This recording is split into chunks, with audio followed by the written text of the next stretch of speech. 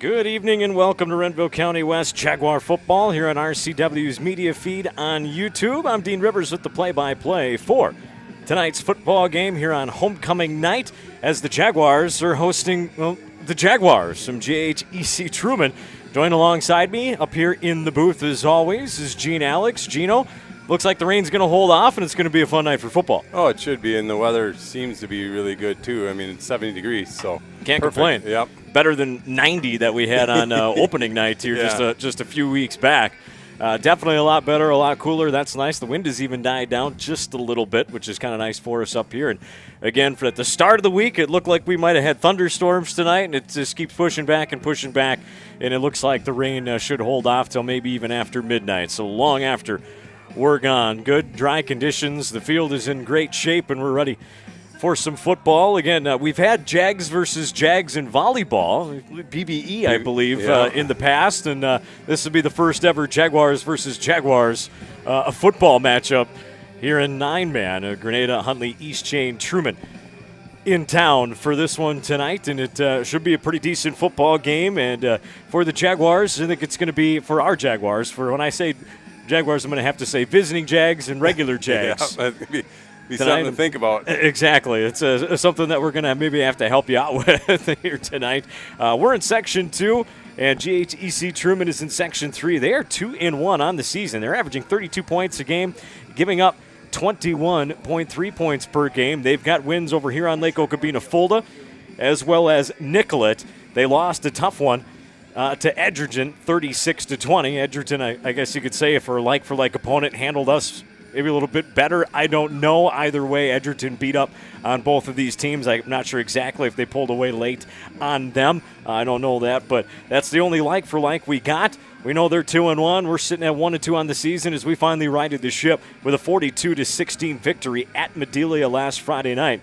Almost had the opening week win over Red Rock Central, losing 13-6. And again, Edgerton thumped us 60-20. And for the RCW Jaguars here on homecoming night, they would love more than anything. They need a win tonight. If they want a home playoff game, Gino, you have got to get this one tonight to get back to 500.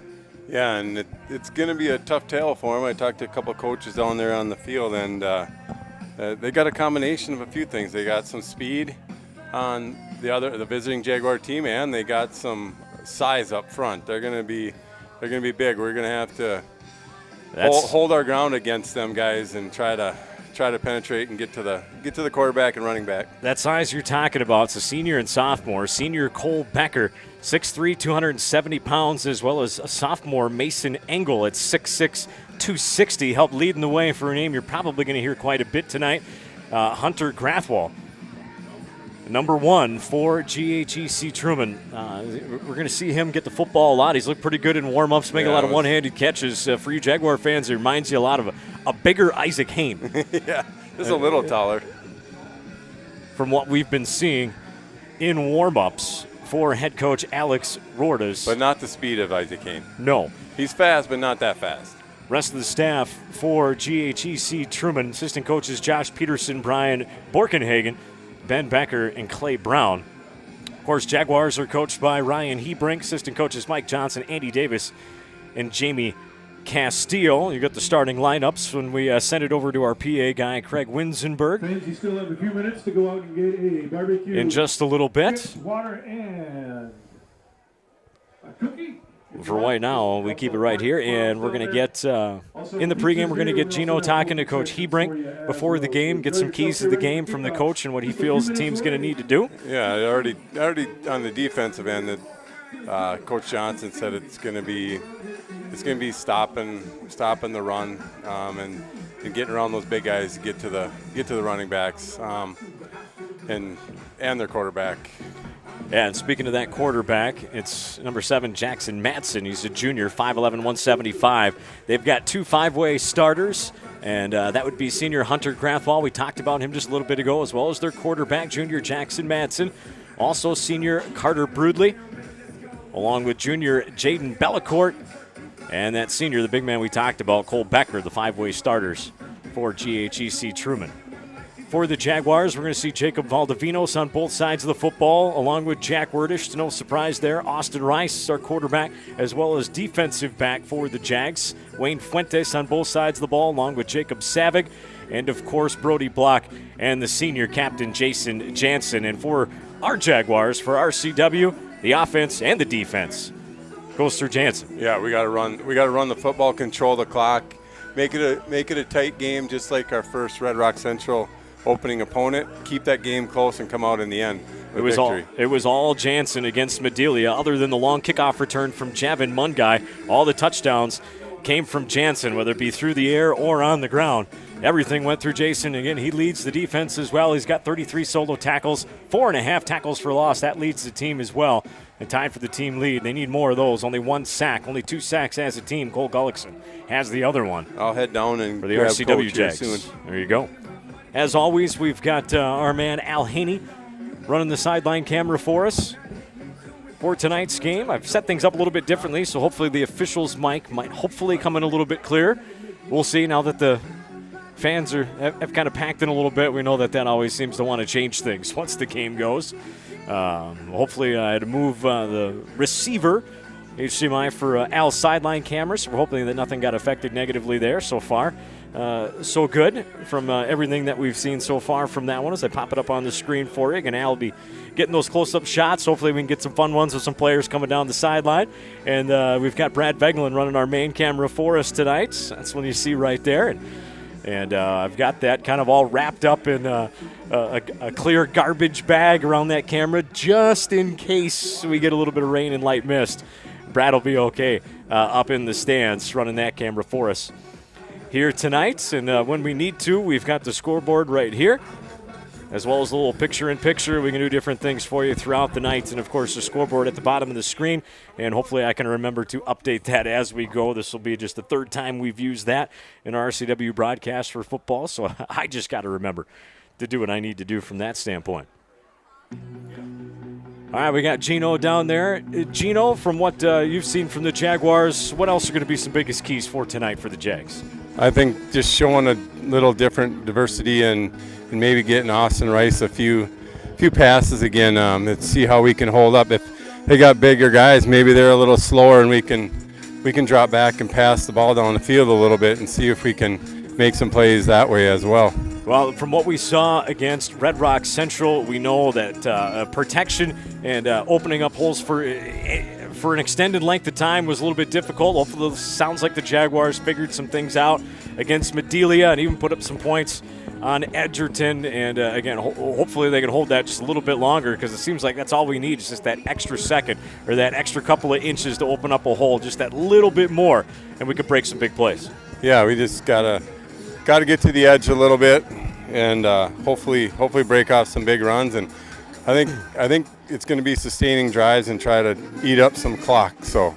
Yeah, and like you say, some diversity, meaning maybe somebody else besides Jason Jansen. I mean, we know he's going to get a lot of carries. We know he's going to get a lot of touches. The other team knows that too. It's going to be when they decide to change things up and do something different. Somebody else has got to step up and make a play tonight, whether that be a Jack Werdish, a Javin Mungai, or Austin Rice himself, like you said. It's got to be somebody else maybe to step up and make a big play for the Jaguars. All right, we got Coach coming here. Yep. All right, go ahead. All right, Coach Hebrink, coming off a big win, what'd you tell your guys? Well, we just got to keep going every week. You know, you can never be satisfied with what you've done before. It's always that next play mentality, next game. And so now that week was great for us to get that win, but now it's a new week, and now we got to be able to come out and show our best game. All right, good luck, Coach. All right, thank you. You get that, Dino? I did. We got it, yeah. All right, good. Yep, crystal clear, not bad at all. We got I'll be on the way up there then. All right, sounds good, Gene. As soon as Craig starts going, we're going to send it over to our PA man. Here he is, Craig Winsenberg, with the starting lineups as well as your national anthem. Jags versus Jags, RCW versus GHEC-Truman, and a Friday night in Danube. And their fans, and your very own Ringville County West Jaguars.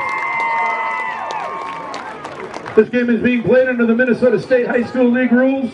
We value good sportsmanship, encourage fans to engage in positive cheering for their teams, and recognize the good play of their opponents, and accept the judgment at the officials. At this time, I invite you to remain standing. Take off your hat and face the flag. Well, excuse me. Well, first of all, let's introduce them. We'll introduce you first. My bad. Starting defense for Granada, Huntley, East Chain, Truman, Jaguars, number 1, a senior, Hunter Grothwall. A freshman, number 2, Bryce Blankenhagen. Junior, number 7, Jackson Batson. Senior, number 19, Carter Broadley. Sophomore, number 21, Keegan Burhow. And junior, number 29, Ashton Spear. Number 32 is a junior, Jayton Belcourt. Number 43 is a junior, Aiden Whiteland. And a senior, number 77, Cole Becker. Head coach for the Jaguars is Alex Rorpa, assisted by Josh Peterson, Brian Brokehagen, Ben Beckler, and Clay Brown.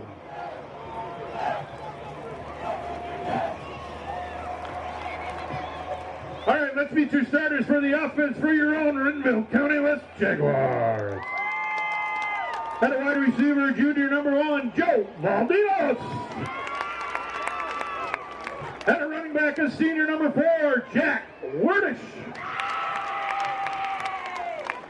At a tight end, a junior number 7, Jeremy Walton.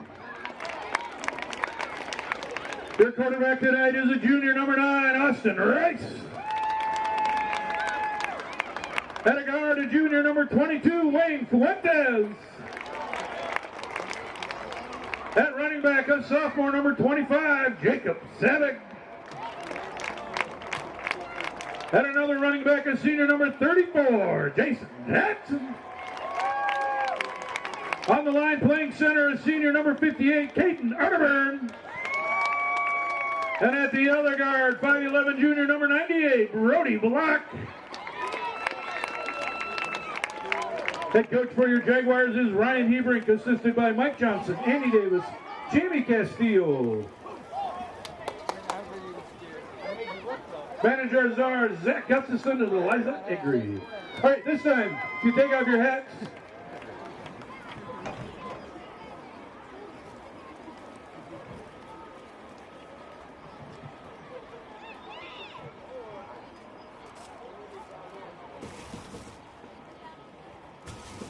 They will honor America with the playing of our national anthem.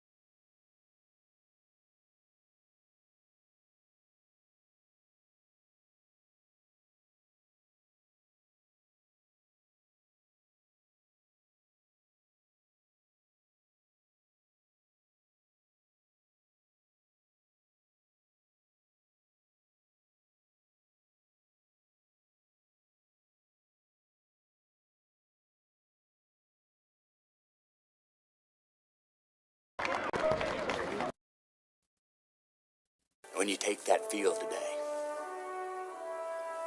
you've got to lay that heart on the line, men. From the soles of your feet, with every ounce of blood you've got in your body, lay it on the line until the final whistle blows. And if you do that,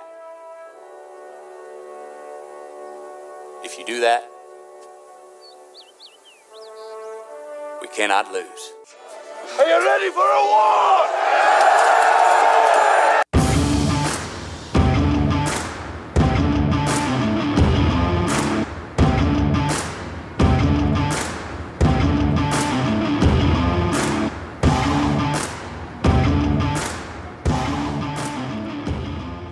All right, here we go. Jaguars versus Jaguars. You heard the starting lineups for each team. Visiting Jaguars in their road white with the top and bottom, all white pants, purple numbers, purple helmet. And for your home Jaguars, we'll call them the lemon drop uniforms with the gold top and bottom of the blue letterings. And kickoff's going to be fielded by the Jaguars at about the 19-yard line, coming near side, nowhere to go. I believe that's Wordish on the return and nothing doing for the Jags. They had a return left set up, and they kicked it to the right side of the return for the Jaguars. That's a long run and a long time for those guys to try and hold those blocks on that left return. And right away, the Grathwall is on the tackle, the senior. So out there doing everything. Yeah. All right, so 1st and 10 for the Jaguars. Ball on their own 22-yard line. Austin Rice at quarterback. Going to hand it off to the deep back. That's Wordish on the carry. Jansen in front of him. Couple of yards. Getting it across. Not much doing, though. Going to be just shy of the 25. It's going to be 2nd down and 8.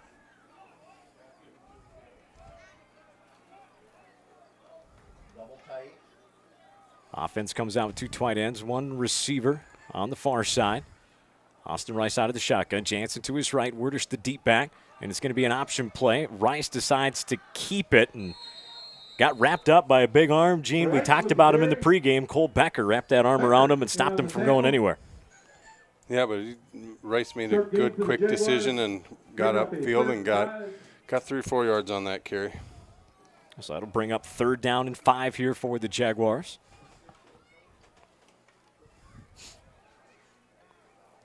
This time, Valdivinos going to be lined up near side.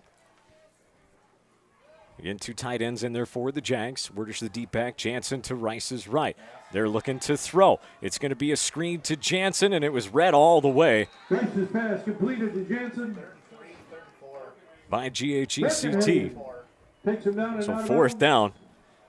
And 4 yards coming up. Be a long 4 for the Jaguars, and I would imagine a punting situation and a 3 and out here early on. We showed them a little bit of everything there. I mean, you get 3 guys touch the ball, get everybody in the game. Yep. Hopefully we do the same to them. Drops back to receive the punt. Rice with punt for the Jaguars. Broodley back deep. For GHEC-T. Gets the punt off, end over end. Caught it about the 48-yard line, coming near side. Stepped out at about the Jaguar 45. So about 6, maybe 7 yards on the return.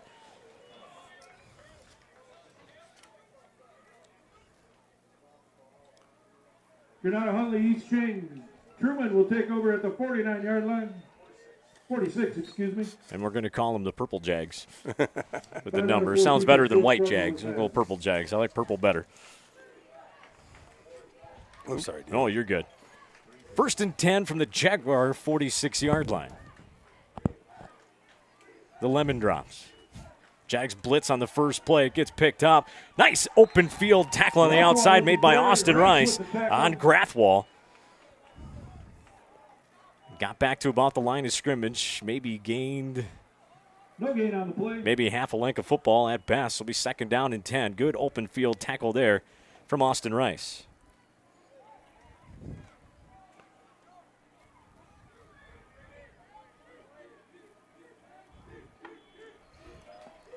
So 2nd down and 10.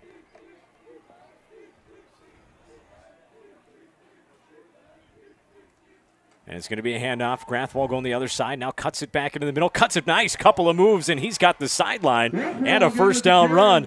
Some nice shifty moves there from Grathwohl. Gene made a couple of Jaguars miss, and he picked up a big gain on that one. Patient. He was waited and waited for his blockers to get out front. He was patient and kind of hid behind a couple of those big guys, and before you know it, he was down 15 yards downfield.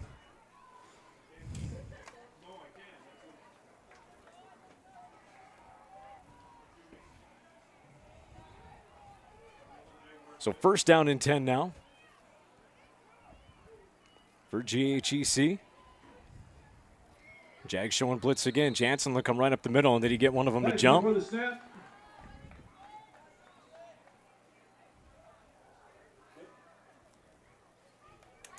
Dead ball.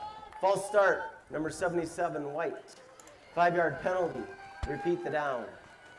Well, there you go. You heard it from our official. So far, so good on the first one of the game for our official when it comes to that microphone.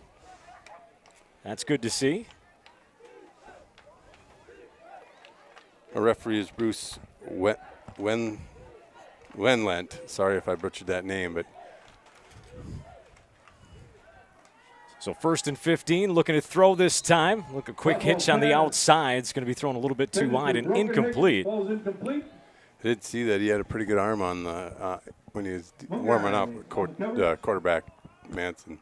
Intended receiver was junior Carter Langford on the outside. Missed him on that throw.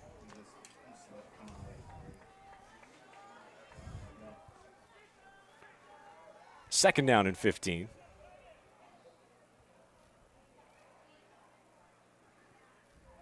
Takes the snap. Now it's just going to be a quarterback keeper roll out to the right side. Jags do a nice job to get him to cut back in. And Madsen with nowhere to go, and it's going to be third down and long. One guy with the tackle after a gain of 3. Bring up a 3rd and 12.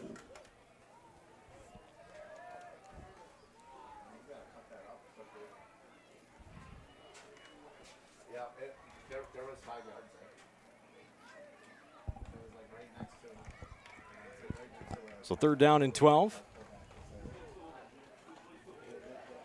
For the Purple Jags, they got one receiver lined up on each side. 2 backs in the backfield. Jansen comes up the middle on the blitz and gets picked up and thrown right over the middle, and the ball's on the ground.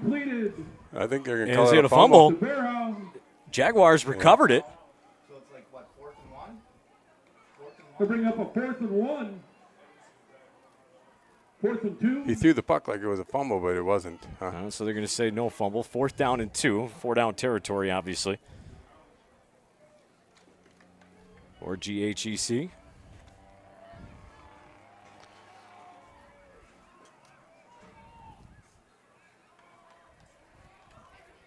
Out of the shotgun, Madsen.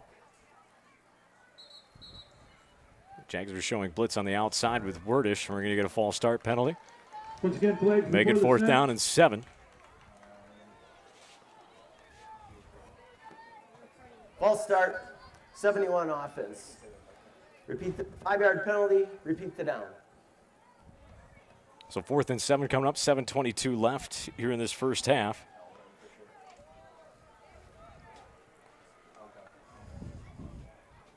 And kind of a tough break going with the sideline camera with Al just having a hard time connecting to it as it's locking up on us so far tonight. Takes the snap. Now he's going to throw as he rolls. It's tipped and quite almost caught by a couple of Jaguars. And, I should say a couple from each side. Yeah, it was a good hand. I think Savig or Walton got their hand up there and knocked it free or loose. So. First down.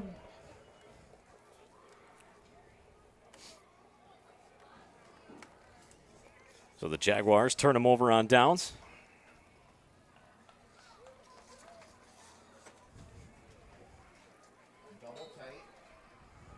That would be the home Jags. And our Lemon Drops have the football back at their own 27-yard line. One receiver on each side. Rice takes the snap. Jansen gets it. Boy, it almost kind of looked like he kept it in Jansen's hip there for he didn't want to give it to him right about away. a second too long.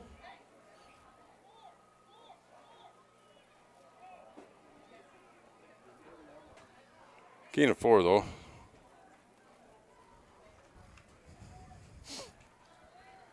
So 2nd down and 6, ball on the 30-yard line. So far, a little surprising. We're going at the middle of their defense, which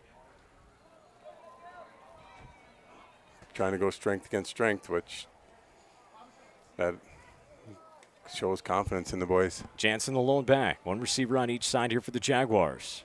It's coming up the middle on the outside. Jansen runs right through that hole, and he's got a first down run. Out to about the 42, 43-yard line. Good hole, good hard running right there from Jansen. The Jaguars got their first down of the game.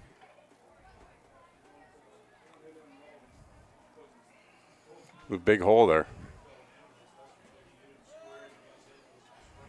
RCW now. One receiver on the far side. And the near side, they're going to hand it off Jansen. No, No, Austin Justin. Rice with an incredible fake, and Rice going down the sideline across the 30 to the 25, pushed out of bounds at about the 22-yard line. What a heck of a fake that was by Austin Rice coming down the near side. Yeah, knocked down about the 23-yard line. So a big gainer there.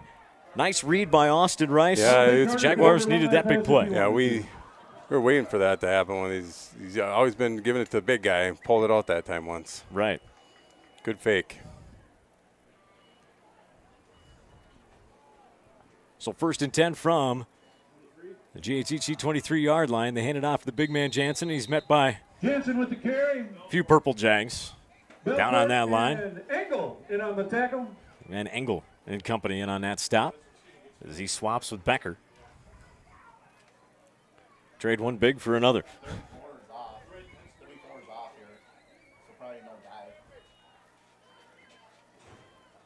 Jason Jansen came off in that play. Blood on his shoulder or elbow, yeah. So Jeremy Hendricks down there. Get it covered up, taken care of. He'll be all right and back in there in no time. A little speed in Javin Mungai in there. And they're going to give it to him, and he's got some holes. Nice job to cut through into the middle of that defense for a decent gain. Horkenhagen with the tackle. It's going to bring up 3rd down and short. Nice job to open up the middle there. Bring up about a 3rd and 1. For the Jaguars.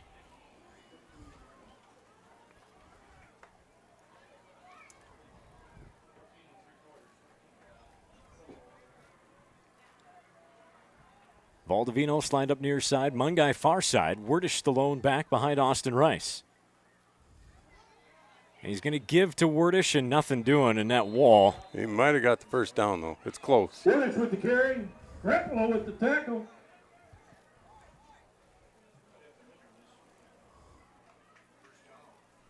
Oh, they gave it to him. Just barely gave it to him, man. So he got it. Not by much, but he got what we needed. First down I and was 10 wondering now. if they would stop the clock because of measurement, but they were just stopping the clock to set the ball. So Right. Jansen's back in. And Austin Rice going to keep it as he cuts up the middle.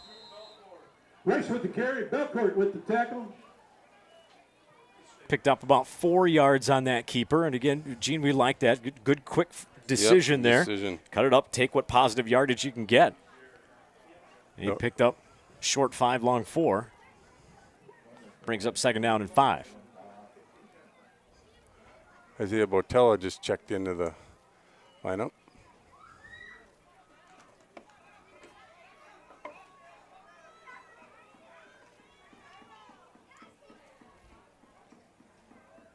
So sometimes it's all the direction that I have the thing turned to get down to Niall's camera down there. And the ball's on the ground, and the Purple Jags got it. The visiting Jaguars to take over. 1st down and 10. GHEC-Truman Jaguars. They'll take over. Helmet on the ball and Yep. popped her loose. Popped it out. So now the home Jags have to try and make another defensive stand here.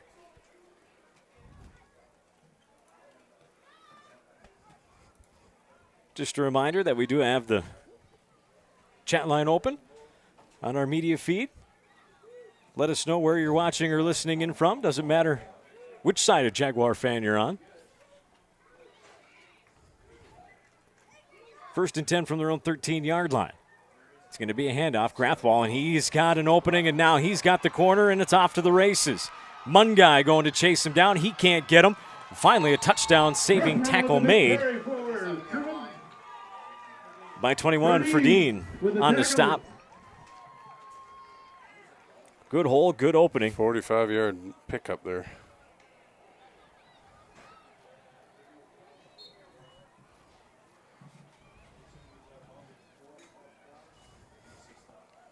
So into Jaguar territory are now the visiting Jags. Coach Trupp over there didn't want to get tired running like that. We got to stop them.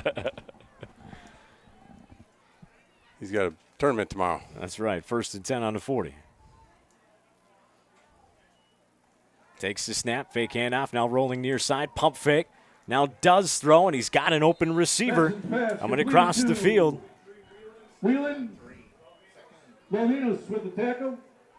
Aiden Whelan, the junior, with that reception. Good 8-yard pickup there.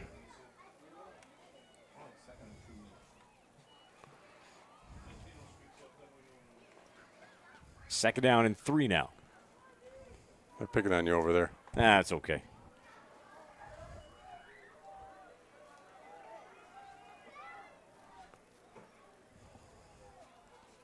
One receiver on each side. Out of the shotgun is Madsen.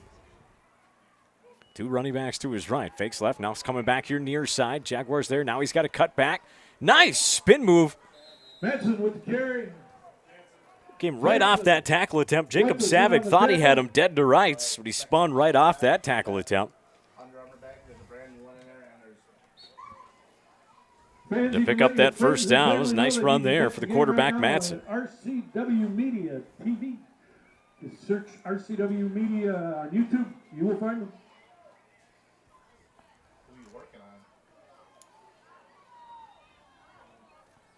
So 1st down and 10 now for the visiting Jags on the Lemon side territory.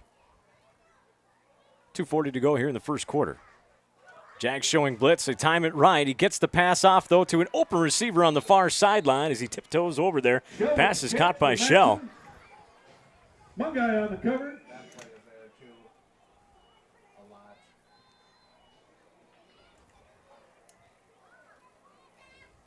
Getting 8-yard pickups here on the passing game. Those quick outs, yes.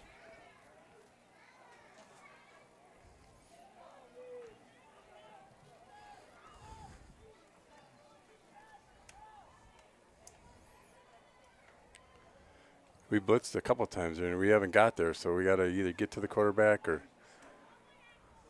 play maybe a little coverage. 2nd down and 3. It's going to be an inside handoff. Going right now, cutting back left. He's going to have a first down, no problem. Ashton Spear. Jansen again on the tackle.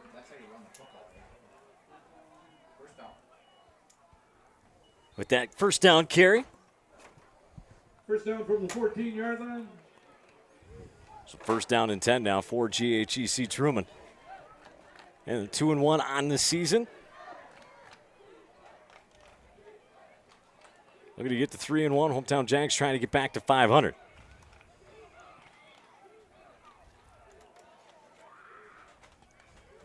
One receiver on each side. Madsen out of the shotgun. 2 running backs to the backfield with him. He's going to hand it off. And he's going to trying to get the corner. Nice gain, though. It's going to be down inside the 5-yard line. Hello with the carry. Woodish and others in on the tackle.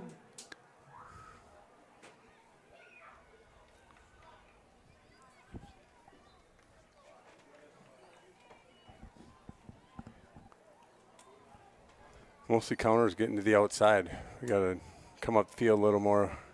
Try to stop that. Can't get hooked on the end either. 2nd down and 1.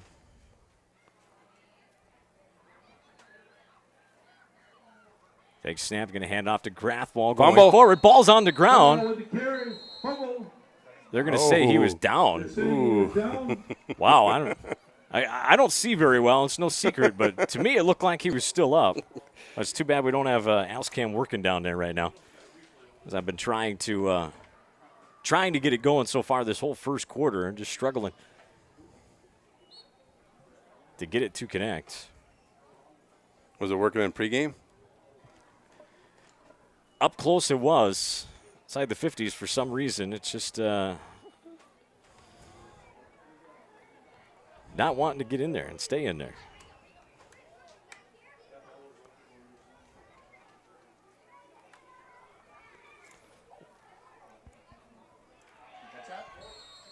Two-point conversion. No, excuse me, touchdown. I'm sorry. Incomplete, out of bounds, they say. Out of bounds. So it'll be second down and goal.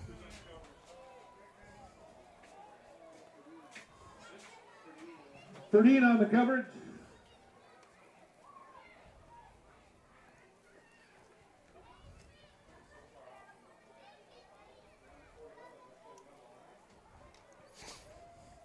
Line up now, second and goal from the 3-yard line.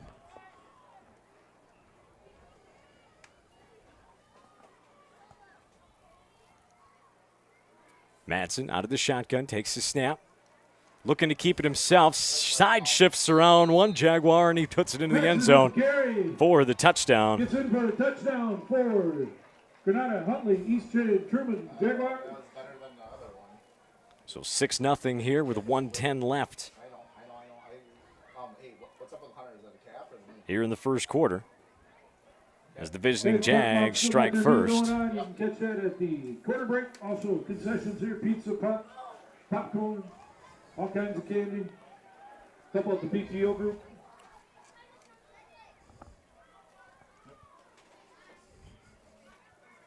Two-point conversion try coming up. Madsen out of the shotgun, takes the snap and hand it off to Grathwall. Stiff arms one Jaguar, but can't get rid of a few more. Hometown Jags, the two-point conversion is no good. So he's down. Got somebody hurt. I can't see who's down for. No, that'd be it'd be Grathwall. He got up and then he just kind of went back. His teammates were calling for the trainers to come and get down there. So we see. You're right, it is Grathwall. It's one of those where it got strung out there. And right, yeah. He's trying to spin off and tackle. Hopefully didn't. Looks like for the most part he's walking off under his own power, though, so that's good. No, he's got to drop down now. He's in some pain. That's not good. All right, we're going to go ahead and talk about Steve's Heating and Air Conditioning. For almost 30 years, Steve's Heating and Air Conditioning's team's been taking care of our communities, especially the Renville County West community, of course, and beyond. For all the plumbing, heating, and air conditioning needs, you can get your problem solved. I say solved, finished, finite, not thought about, not maybe, solved by Steve's Heating and Air Conditioning. Give them a call, 320-329-3663. Proud supporters of Renville County West Jaguar activities. So 6-0, GHEC-Truman here in the first quarter. Big play on that was Grathwall's 45-yard flip the field on us. That set it up. They got the edge there.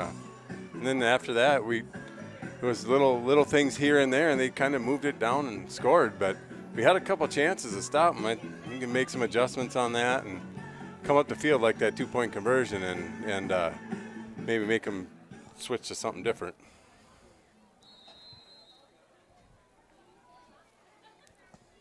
All right, puts the foot to it, high end over end. Going to be caught by Wordish at about the 20.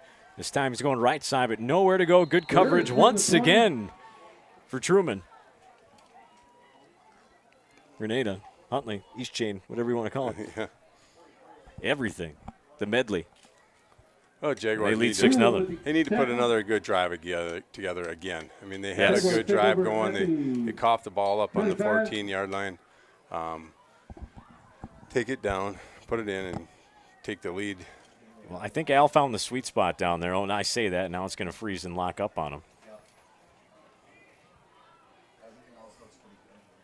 We got it now, 1st and 10 for the hometown Jags. Ball on their own 25-yard line. Austin Rice looking to try and find a hole. He's got a little bit of something. Brought down just past the 30, and now there's a flag thrown. We got Laundry on the field about where he was tackled. see what the call is.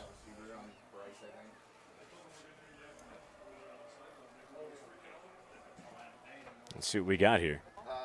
Holding. That's not good. Offense, number 9. 10-yard penalty from the spot. Number 9 is the quarterback, but must have been a different one.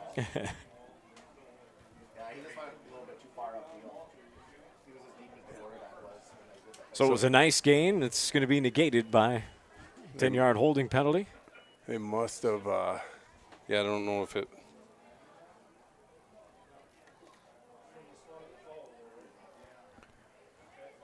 It only cost us 4, but yeah, I don't know if they called number 9. Rice was the runner, but. Right. Tim and Landon, the Tanners, watching for their from their duck camp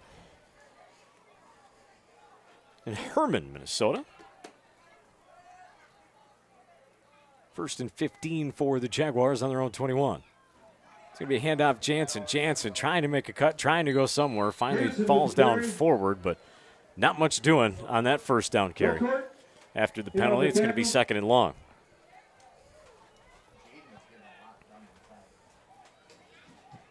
Rice will bring in the play from Coach Hebrank. And the Jaguars will bring it up to the line. 2nd and 13 as we're closing down on 30 seconds left in the first quarter. 2 receivers near side here for the Jaguars. Rice takes the snap. Going to hand it off Jansen. Jansen running hard. Jansen's across the 40. Jansen's out near midfield. Good hole up the middle, and those big, strong legs dragging visiting Jaguars. And a first down there for your hometown Jags. It's a good cut. He just read the block, and defense player went one way, and Jansen went the other. Yep. And then that's tough to make an arm tackle on that big body. Jansen, 6'2", 215, solid muscle senior for the hometown Jaguars. And that'll do it. First quarter is over. Visiting Jaguars on top of the home Jaguars 6-0 after 1 quarter of play. Mulder Air Incorporated, aerial application industries, celebrated his 102nd birthday this past August. Future of ag aviation is bright due to several necessities. Mulder Air Incorporated has your herbicide, fungicide, insecticide, cover crop fertilizer needs for your operation. They got it taken care of. Give them a call, 320-905-5044. Email them at Mulder Air Inc. That's M-U-L-D-E-R, Air Inc. at gmail.com. Might as well give them a like and follow on Facebook, too. Why not? Mulder Air Incorporated. Proud supporters, Renville County West Jaguar activities. We got tournaments tomorrow. The JV volleyball is in Dawson. The varsity is in Arlington. The varsity is going to be playing Chicago. How do you say Chisago. it? Chisago. Right? Chisago. Oh, thank you. Thanks. It's easy for me to say. I'm not a radio guy. And then Nicollet and Sibley East. So big day for the volleyball team tomorrow. Well, I can remember that from Mount Wisconsin. We'd head up to Chisago Lakes from time to time. Jansen gets away from the first tackle, but cannot get away from the cleanup hit. That was Burhow who put the final hit on Jansen. I think the junior high's got a tournament too tomorrow. Yes, volleyball. I believe they all do. Well, you had it up. Sorry. I do have it up. No, it's okay. Yeah, junior high is at Kirkhoven. Again, varsity's in Arlington. And JV is at Dawson Boyd.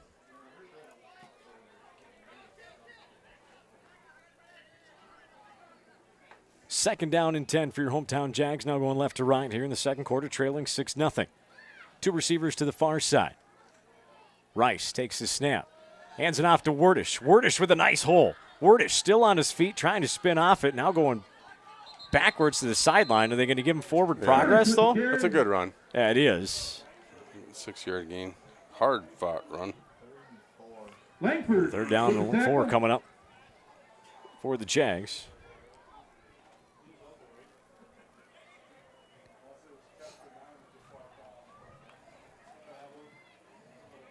That's a little new thing on the live stream, Dean, I've never seen before. You guys got the score at the bottom, huh? Yes. I didn't know. I've never actually, well. Third time we've had it. Okay. I just got to remember to update it. We tried it in the home Oh, opener, and okay. thank you to your wife for kindly reminding me, hey, you might want to update that thing. Gotcha. If you're going to have it on there, you might as well keep track of it. Jansen running hard. Jansen bowling over Jaguars, and that's going to be a first down run for your hometown Jags. A good 8-yard run. And we got a GHEC player down on the play. It looks to be number 71, Mason Engel. And we hope he's okay. They already had to walk out Hunter Grathwall. Have to see him come back in so far. He's still getting checked out on their sideline. They can't afford to lose another one. He's walking off pretty good there. Internet at the Field brought to you by MVTV Wireless. If you like no contracts, unlimited data, fast local support, I mean, who doesn't, right? We like that, right, Gene? Absolutely. It all sounds good to me. MVTV Wireless gives you just that. Uncomplicated, cost-effective way for your household or business to have access to internet, plain and simple. MVTV Wireless, give them a call, 320-564-5807, or go to mvtvwireless.com. We've had him at the cabin in Atwater for a long time. No issues.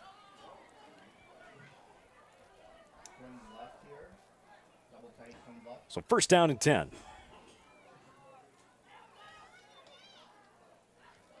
And it's going to be a handoff. Jansen powering low, falling forward for a few yards. Again with the tackle. Picked up about 3 on that. Second down and 7 coming up. Jaguars have only thrown the ball or attempted to throw it one time. It was a screenplay. It was caught. Just didn't go for any yards. Right. Been mostly running with Rice and Jansen and Wordish.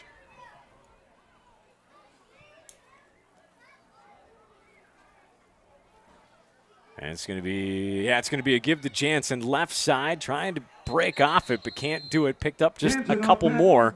Tackled by Becker. Going to bring up maybe like a third down and 4. That's what it looks like. Third and 4.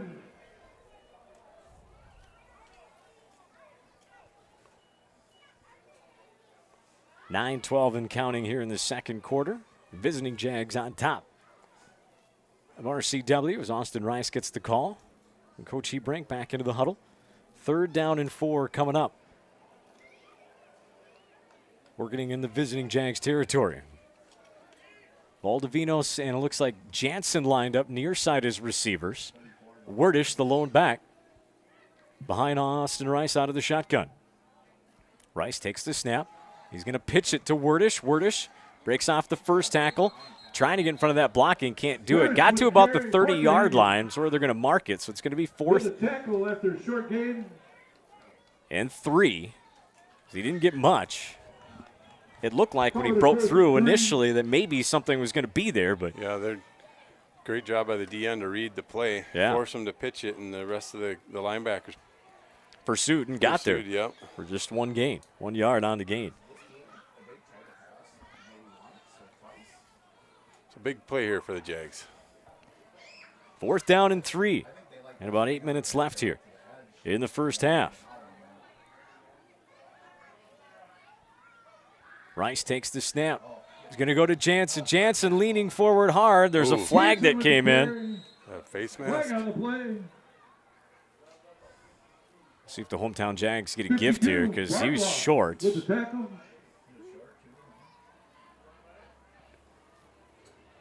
Offense not coming off the field. And I think some good news for visiting Jaguar fans is our athletic trainers. Face mask. 5 yards, defense. That's going to be a first down for your hometown Jags, so the Jags get a gift on that one, Gino. Oh, face mask, face mask. Yeah. They didn't get the first down, but, yeah, the penalty hurts them there. Yes. And so it looks like we might see Hunter Grathwall come back into the game. So they're done working on him over there on the sideline. Looks like he's got his helmet on. And something you never want to see from either side. Oh, he's still favoring his left leg, but Yeah, he is.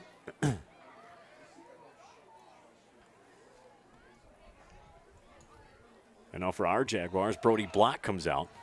Austin Rice, the keeper, breaks a couple of tackles, falling forward. Decent first down yardage. Pick up about, we'll call it a long 5, short 6. 7:11 left here in the first half.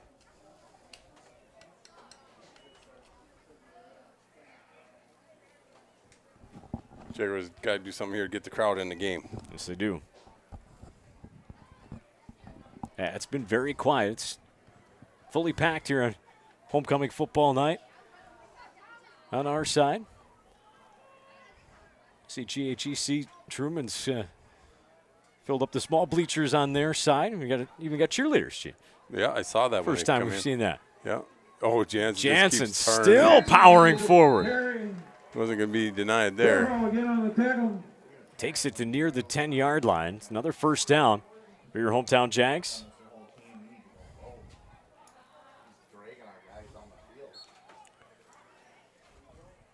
Right at the 10, the way it looks. That's it up for another Jaguar. So it'll be first and goal from the 10. The Jaguars trying to at least tie this thing up. Rice takes the snap, hands it off to Jansen. Falling forward for a few yards. Jansen with the carry. It's going to be second and goal from probably about the 7-yard line. Workenhagen gets off the bottom of the pile. Update on some other scores. I don't know if you can change it up too much. We just got to keep feeding him. Right. Give Jansen the ball. Let the senior get us into the end zone.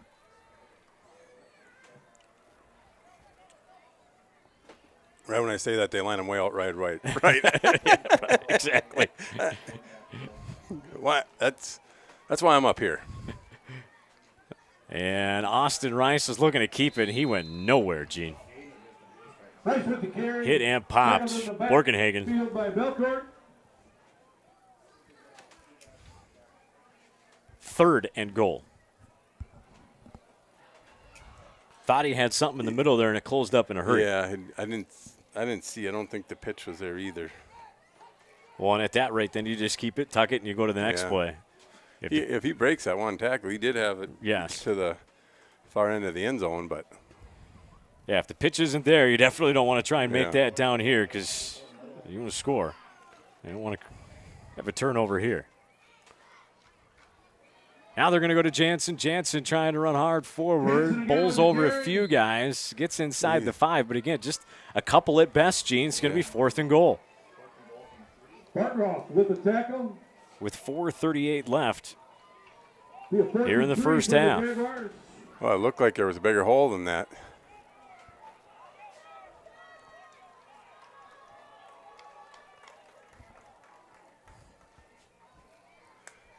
Took a lot of time off the clock. Jaguars trying to punch it in here again, trying to at least tie this thing up. Wordish the near side receiver, Valdivinos on the far side. Jansen the deep back. They're going to swing it out to him, and they read it all the way. Nothing doing. Boy, it was almost like they were in our huddle on that play, Gene. Tackle for no gain. Turnover on downs. Benson, get on the tackle. Defense for the visiting Jaguars. Saw that coming from a mile away. Easy stop at a goal line stand. 4:01 left on the clock in the first half. Visiting Jaguars trying to drive the length of the field and add to their lead.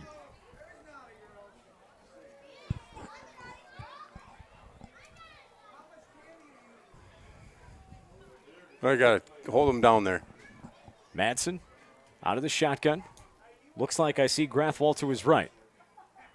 That is. He's going to keep it. He's going to keep quarterback keeper on that right side, and he's got a good hole over there around the corner. Gets the edge, gets out of bounds. It stops the clock at a big gain on first down. Knock him out of bounds. I called him out at about 6-yard gain. Second down and 4.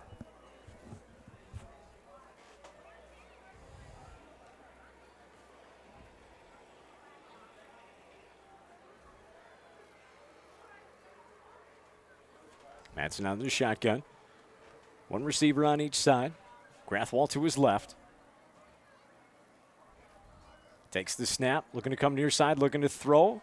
Out and up, nobody there. Good coverage by Mungai. Valdivinos was there over the top as well. On the coverage, Valdivinos. He's trying to hit Braden Shell, his junior receiver, on a little out and up. Overshot everybody and out of bounds. 3rd down and 4 coming.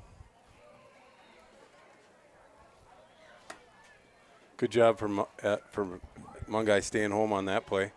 And he did have time to throw it. Yeah. Mungai didn't bite on the out and up. No.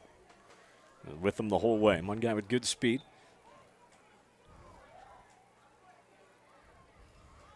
Madsen on the shotgun again. The Jags showing blitz on both sides, and they run it in the middle. Ran into his own man. If he didn't run into his own guy, he might have broke that for even more. Grathwall on that carry. You see him still favoring that leg, but looked pretty good on that run. That's good for a GHEC first down.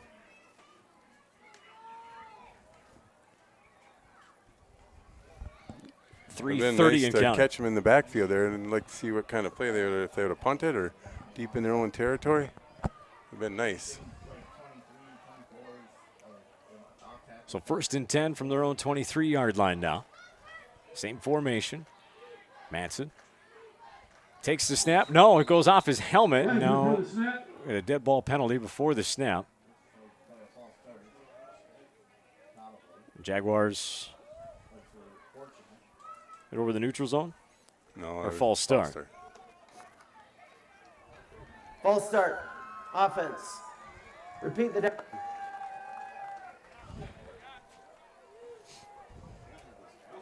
So 1st down and 15.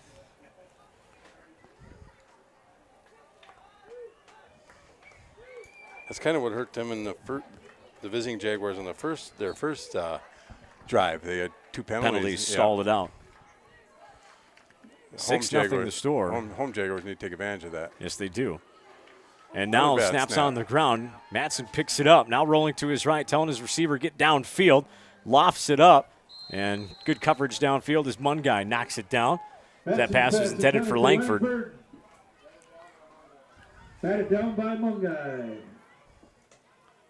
Defensively mixing up a little bit. They've blitzed a couple times. Now they've dropped back into coverage too. So good job by Coach Johnson to mix it up.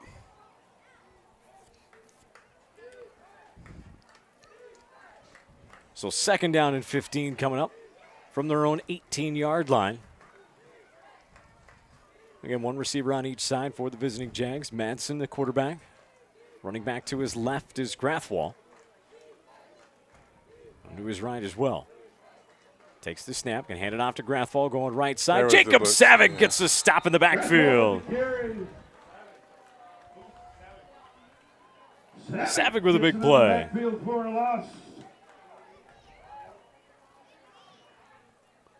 3rd down and long coming up. 2:40 now and counting here in the first half. Hometown Jags trailing 6-0, but an opportunity to get a big stop.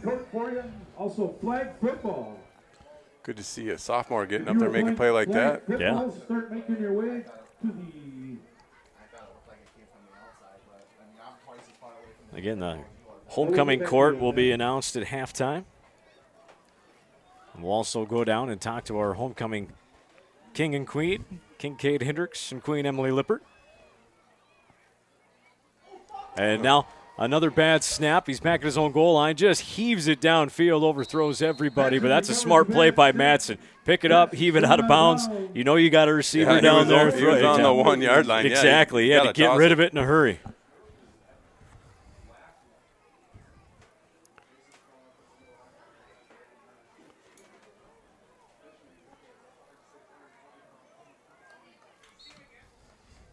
Bold leading their game 28-0.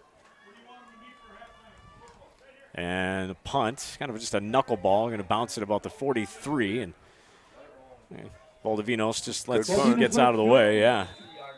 Took a visiting Jag bounce. It'll be 1st and 10 from the 42. If you're playing flag football, come on down and meet here by the grandstand. That's a good timely punt. 1:52 left here in the first half. If you're part of the homecoming court and you can make it over this way, that'd be great as well.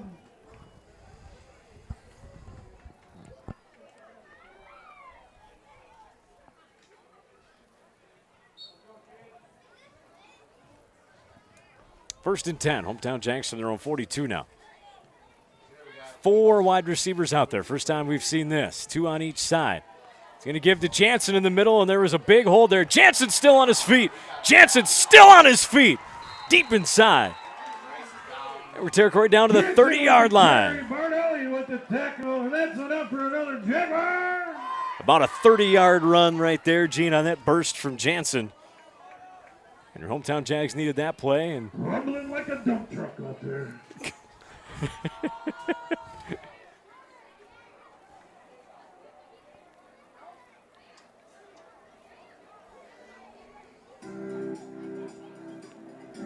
Yeah, it's a good inside hole again, and right at the point of attack, they're going at it. I think most of our success has been in the middle, power running. You know, obviously with Jansen, that's what we need to do, but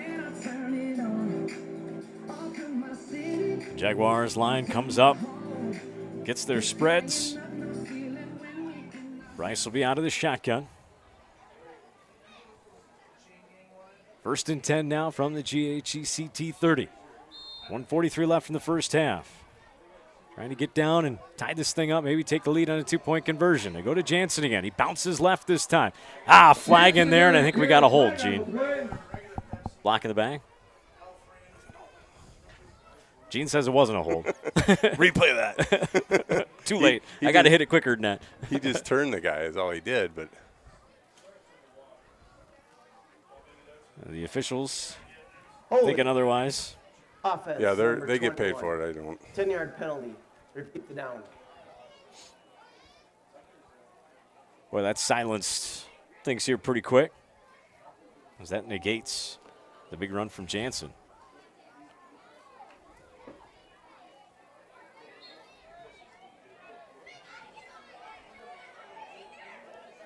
So first and 20 now as they're back at the 40-yard line. Rice looking to throw, and it's read all the way and nearly intercepted. That had pick 6 written all over it. Carter Broodley, the senior, nearly had a pick 6. Give credit to the defense of GHEC-T. Regular dogs get nervous when they see a police dog. They've scouted well, and just about every pass play, it seems like they know exactly where to be and where we're going with it.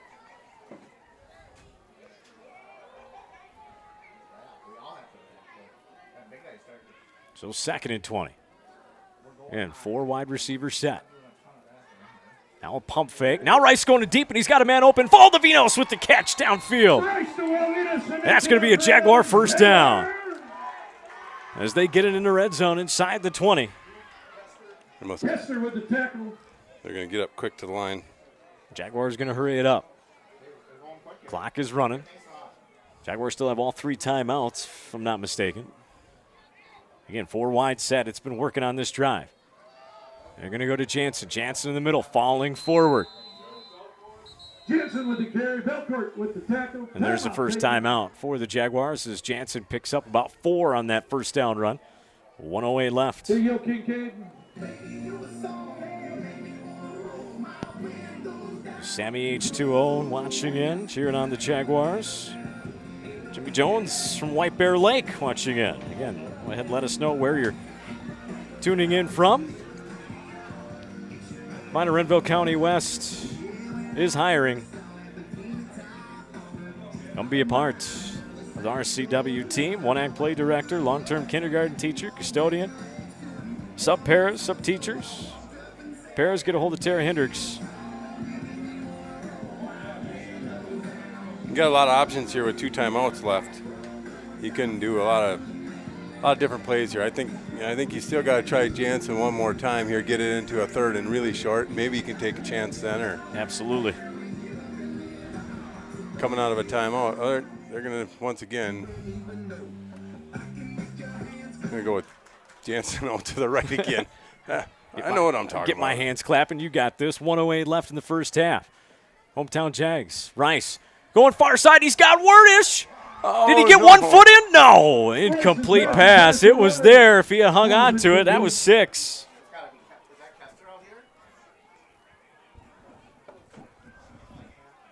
Just couldn't haul it in.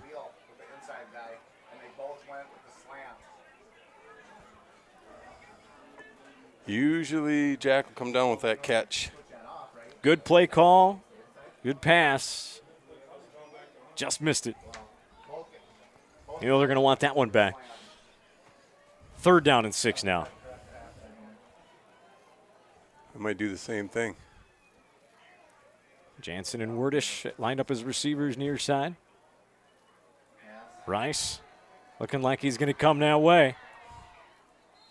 And incomplete right in front of Al there.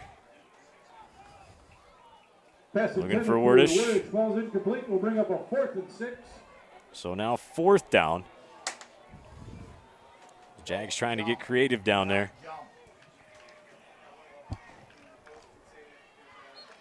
56.4 seconds left. 6-0 visiting Jags here in the first half.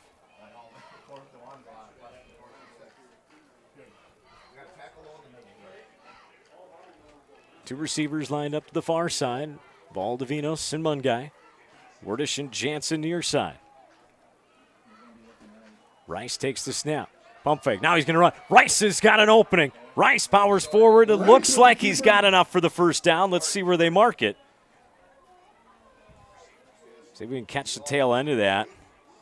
See where his knee went down and where the football was.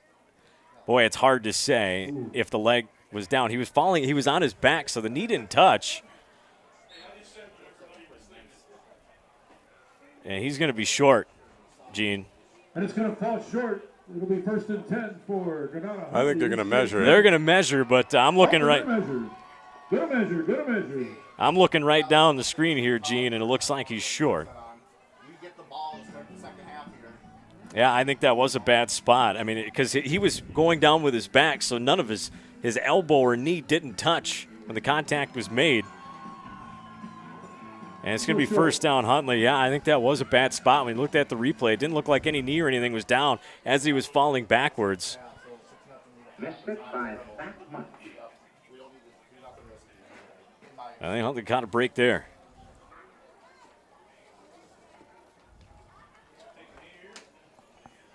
.3 seconds left.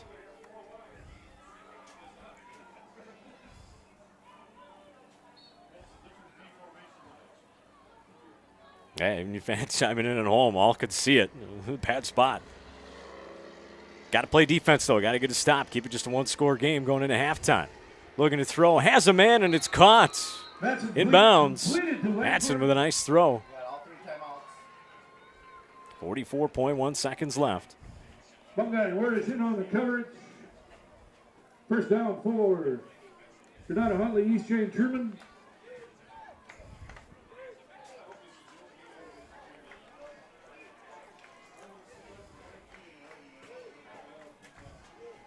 First and 10 now from their own 19-yard line.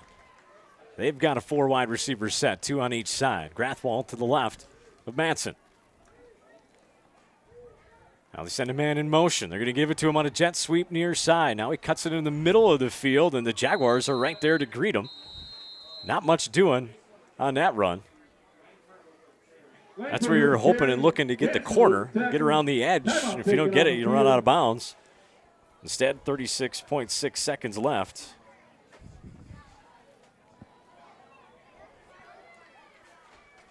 They burn their second timeout. Or was that just their first? Excuse me. Yep, first time out for them. Thank you.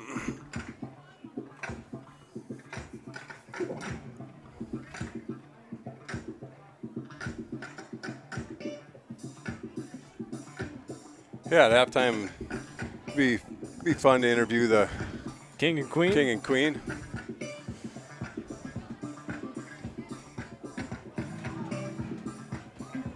Still having trouble with the. Well, for a while there, I got it, and now it's acting funny again. It is what it is. That's what I get for doing a replay on it. it just completely shut it down. Is that what happened? Yeah, it was perfectly clear for about through the last couple of series. Just restart at halftime. It'll work. Yeah.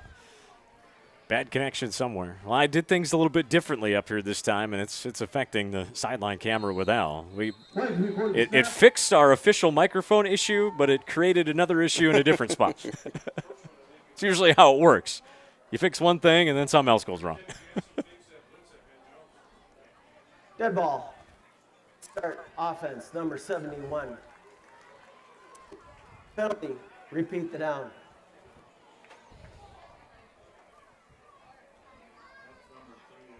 So Clock third operator with 36.8 seconds on the clock, please.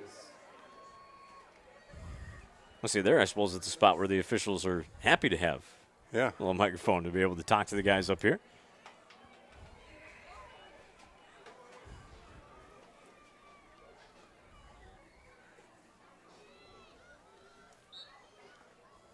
So first and long now from the 23. 4 wide receivers for Manson. They send one in motion. They're going to fake to him. They're going to roll out, throw far side, and goes it to the assistant coach. Somebody on the sideline made a nice catch there. Third down coming up. 32.8 seconds left. No, if you stop them, maybe you end up taking time out here. Huh? Yeah, if you get a sack here, you get a bad snap again or something. You never know. Jaguars do have 2 timeouts left.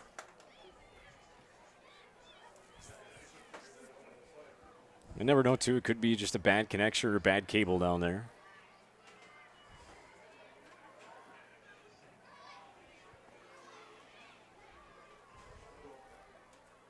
Four wide receivers. Jansen showing blitz. Now he backs up. The ball is on the ground. Jansen's able to get it back, but, yeah, Jaguars going to call a timeout. Yes. Back there to recover.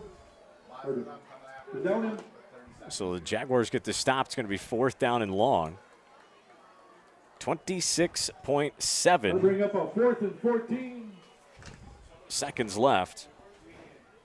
Jaguars will take a timeout. 4th and 20. Everybody clap your With 26.7 seconds left, GHEC-Truman leading 6-0.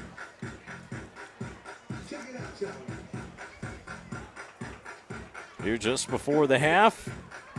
Hometown Jaguars maybe set up a turn, or do you go for an all-out punt block here, Jim? No, you just hope he bobbles a snap or something. Go after it. I don't know.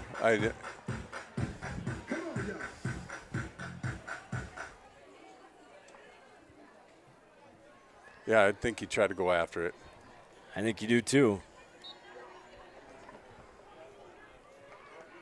4th and 20. And they don't get it. High end over end. It's going to take a Jaguar bounce. And down at about the 30-yard line. 19.3 seconds left. And well, you got a chance to throw a couple times. Of course you do, yeah. Well, there I got Al back. Sometimes you just got to reboot things on one end. We get it, yeah. You might as well try to throw it up a couple times. Yeah, well, I mean, they had Wordish open on one. From the 31-yard line. Yeah, you had a couple nice plays of Alvinos, too, out there on the edge. Just got a block. Jaguars still do have a timeout if they want to try to get something in the middle of the field. You got Jansen in the backfield.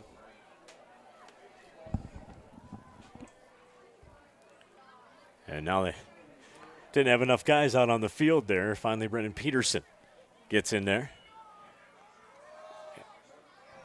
They run it to Jansen. Handoff in the middle with nothing doing. 13.2 seconds left as Jaguars use their final timeout. Nothing doing on that kind of delayed handoff there up the middle. Give credit to the visiting Jags defense. I mean, they're dropping back. I thought they maybe were going to try to catch him with a quick hitter in the middle and see if Jansen could break a few tackles, but good tackle there in the D tackle. Checking. There's a couple of Section 2 games going on, but nothing updated on the Minnesota score feed. Cedar Mountain, a big one in Cedar Mountain. 2-1. Cougars taking on New Ulm Cathedral at 2-1, so big game there when it comes to section seedings. Of course, Jaguars will be taking on both those two teams in the back half of the schedule. Also, Nicollet is hosting Medelia tonight.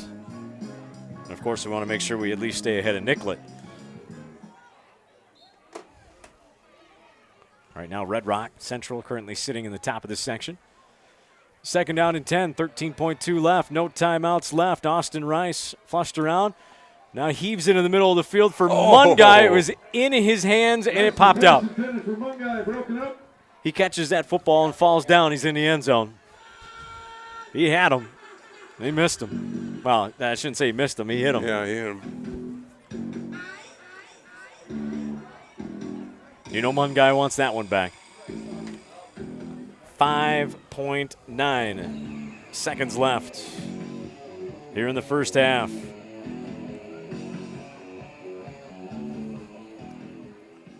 As we see Al peering in, the Jaguars offense hopefully getting down to him and maybe, of course, a little bit farther into the end zone. This is it. Last play of the first half. Decent pressure on Rice, and he falls back and heaves it, and it's not quite intercepted, almost in and out of the hands. That time they got a little pressure on him. Yeah. Not much he could do on that one. Coming up shortly, we'll introduce your homecoming court for you. The homecoming court will be introduced here in just a little bit, but I think we're going to keep it on Gino and I. As we'll head down onto the field and kind of wrap up our first half analysis and talk to our homecoming king and queen down there. Sounds good.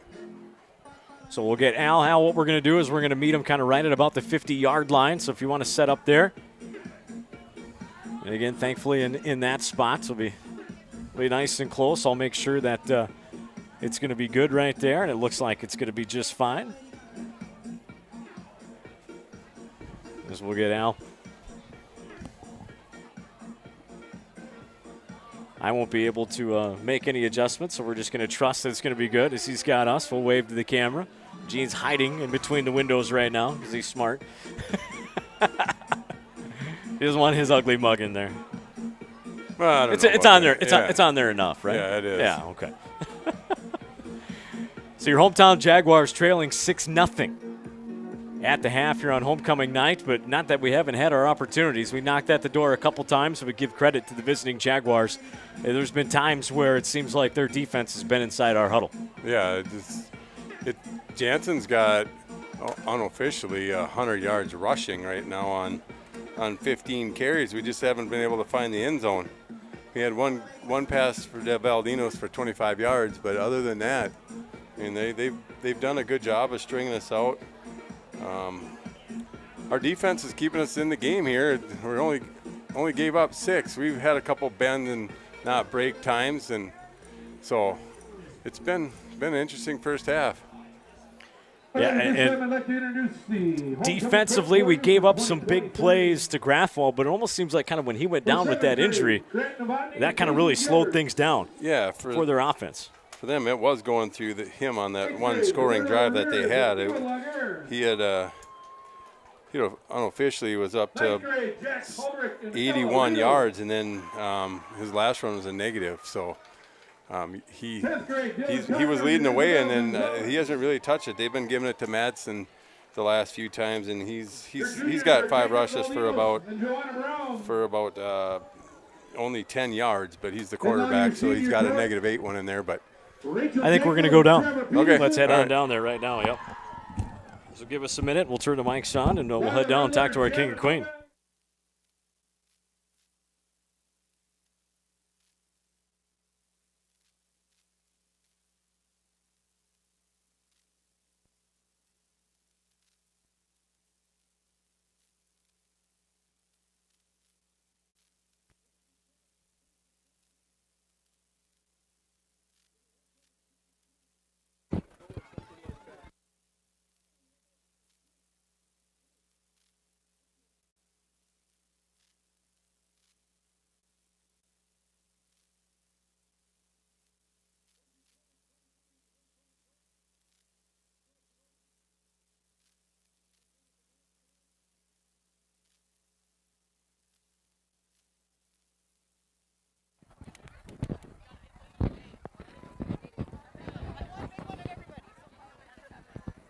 time, Jennifer. We led all 20 minutes.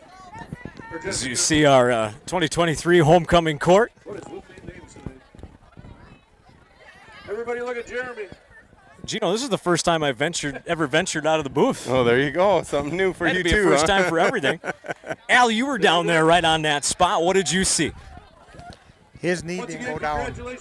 I thought it almost looked like when you looked at the review that he was falling backwards on his back. It should have been a first down. All right, there we go. Yeah, we're well, homers. Officially homers. Yeah. We have the benefit of instant replay. They don't. All right, we're going to turn this way. All right, here we go. Homecoming king and queen, Kincaid Hendricks, queen Emily Lippert. We'll start with Emily. Okay. Emily, how did it feel when that crown went on your head? It felt pretty cool. It was pretty special. Did you think it was going to be you at all? No. I mean, I hoped I won, but I mean, it'd be good for any of the girls to win. They all deserve it. So. What does it mean to you to know that you were voted homecoming queen? To know that I'm doing things right and like other people are noticing things that I do and support RCW in a good way. So. Now, if you were to give some words of direction for future RCW Jaguar ladies, what would you tell them that they have to do to not necessarily become homecoming queen, but just achieve success? I would say that a lot of kids are watching you all the time, so every action you do, they see. So I just focus on that and just be a good Jaguar fan. Who's mom and dad? Aaron and Ryan Lippert. Where are we going next fall? We're going to go to SMSU to be an elementary teacher. All right, Elementary teacher? We need, there you go, yeah. Now, would it be nice to come back, or you got plans maybe to go elsewhere? No, that's the plan. That's the plan. Come on back. We'll take Awesome. it. Yep, we'll take it. I like to hear that. Favorite color? Orange. Orange? Didn't see that one coming. All right, what do you think of this guy over here? It's pretty awesome. Gino, take it away. All right, Cade. Congratulations. What did it feel like to become king? Good. Good.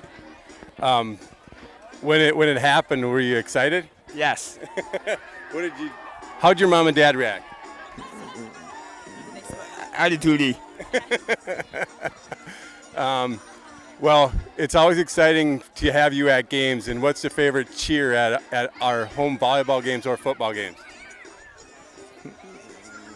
Listen to that Jason dance and take his shoes off. Who's your favorite Jaguar, Kate? Who's your favorite Jaguar? Jason Danson. Oh, Jason Jansen, the big guy. Poor Holly comes first, though, right? My sister? There you go. Absolutely not. Absolutely not, he said. Emily Whipple. We know that's not true. We know how much Emily you're Whipple, sharing on your absolutely sister. not evil. Not either. What? Oh, Cade's on a roll now. What? You want to do favorite color and stuff? Who's mom and dad? Who's your mom and dad, Cade? Down until Hindots. And like we did with Emily, what's your favorite color? Blue. Blue? Jaguar blue, though, right? Jaguar blue, right? Yes. All right. How'd you like sitting in the king chair, Kate? It was great. Was it comfy, Kate? All right, Dean, I'll let you finish her up. No, hey, congratulations to both of you. Very well earned and well deserved. Cade, the biggest Jaguar fan I think I've ever met in my entire life. Very much deserving to be called King Cade, and you get to be you get that reign for the whole next year, bud. Enjoy it. Congratulations. And good luck tomorrow, Emily. Yeah, and good luck on the rest of the I'm gonna season be for at them all. volleyball, All right, that Emily, sounds good. and congratulations on being queen. Thank you. Yep. All right, that's it for us here. We're going to send it. Well, I can't say I'm going to send it back to send the it booth. back I'm to down you. here. You're here. Well, you know what? Let's walk around, see if we can't talk to some other people and have some I'm fun. gonna catch no. Coach Johnson. Oh no. Let's do it. No, she says no. She doesn't want to do it. I'm gonna Let catch me know Coach when you're ready Johnson. for Johnson. I'm going to work my way back up there. But again, at the half, GHEC-Truman leading your hometown Jaguars 6-0. When you get home tonight and At you the half. Have the chance, stream RCW Media on YouTube. We got Dad here. Maybe we can get one of them. It's worth Here with the John wait. Hendricks, The time Kincaid's dad. John, what did it mean to you to see Kincaid crowned? Oh, it was pretty special. Yeah, no, he's got a pretty good group of classmates and friends, and it's been a good week for him. So. Hey, Chris. That's outstanding. Now we got Mom here. She said no, but how proud are you to see your son crowned king at homecoming? It's extremely heartwarming, and it's the best, and he's had the best week, and like John said, he's got the best classmates, and we're just so proud of all of them for everything they do for Cade. So he's had an amazing week, and we'll remember this forever, so it's amazing. I was going to say, we talked about how big Cade is of an RCW Jaguar fan, and I know the two of you help with that as well, but it's the supporting cast around him with his senior classmates. And you could tell those boys up there were so proud and happy to see Cade crowned king. It was a very heartwarming moment, like you said, and a lot of fun and very exciting. Thank you. Thank you, Tara. Yep. That was Tara Hendricks, Cade's mother. I'm going to turn this off, and we'll get back up here with halftime in just a little bit when we send it over to Gene Alex to talk with defensive coordinator Mike Johnson of the Jaguars.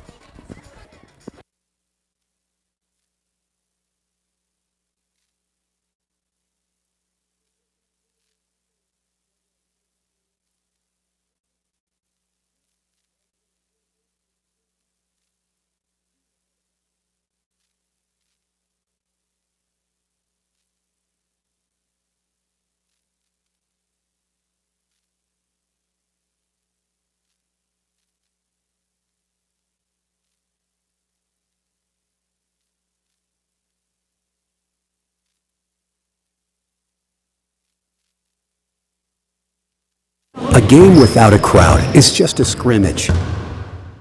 A performance without an audience is just a rehearsal. Without your presence, high school sports and the performing arts aren't possible. Ensure that these essential extracurricular activities continue to enrich the lives of students in Minnesota. Purchase a ticket to your local high school's game or performance. This message presented by the MSHSL and the Minnesota Interscholastic Athletic Administrators Association.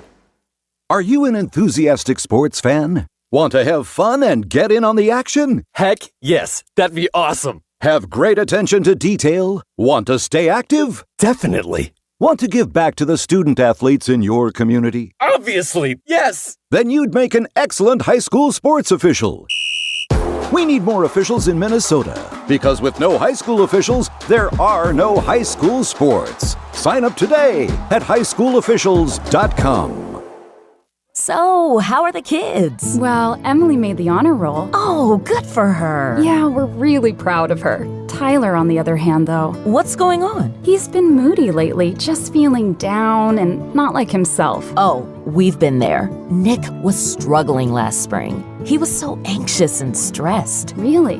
What helped? Well, he joined the soccer team. And ever since, he's been a lot happier. He has more energy, he's less stressed, and he's definitely in a better mood at home. It's made a huge difference. That's awesome. Yeah, I'm glad he's getting out of the house, he's getting some exercise, and he's off his phone for once. It's been good for his mental health. Sounds like it's been good for your mental health, too. Participating in Minnesota high school sports improves students' physical and mental health. Encourage your son or daughter to get involved. This message presented by the MSHSL and the Minnesota Interscholastic Athletic Administrators Association. I'll never forget the day I decided to go out for the football team. Mr. Banks, the JV football coach and my history teacher, asked me to stay after class. I thought I was in trouble.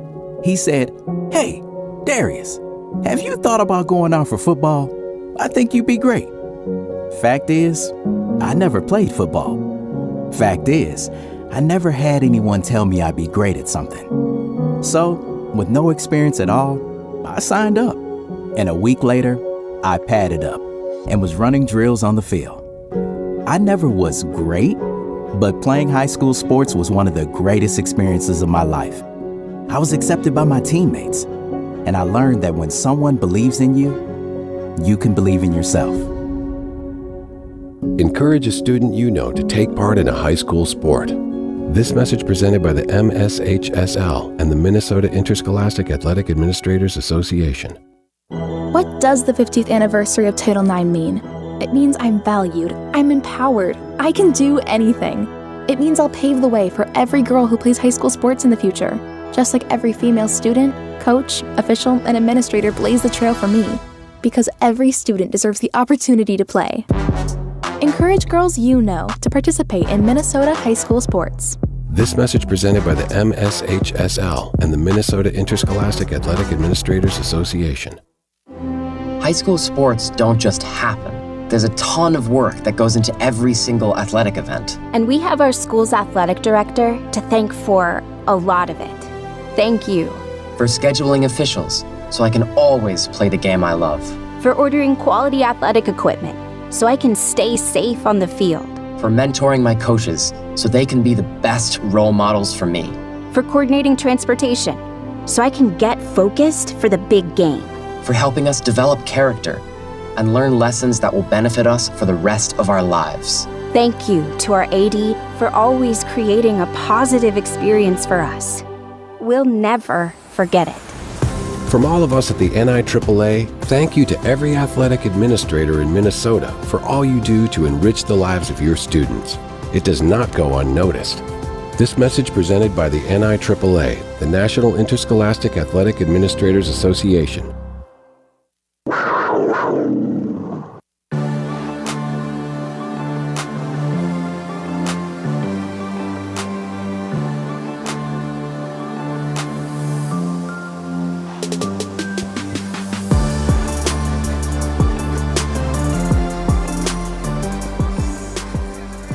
And we're back here at the half with GHEC-Truman leading your hometown Jaguars. Again, Jags versus Jags night here in Danube.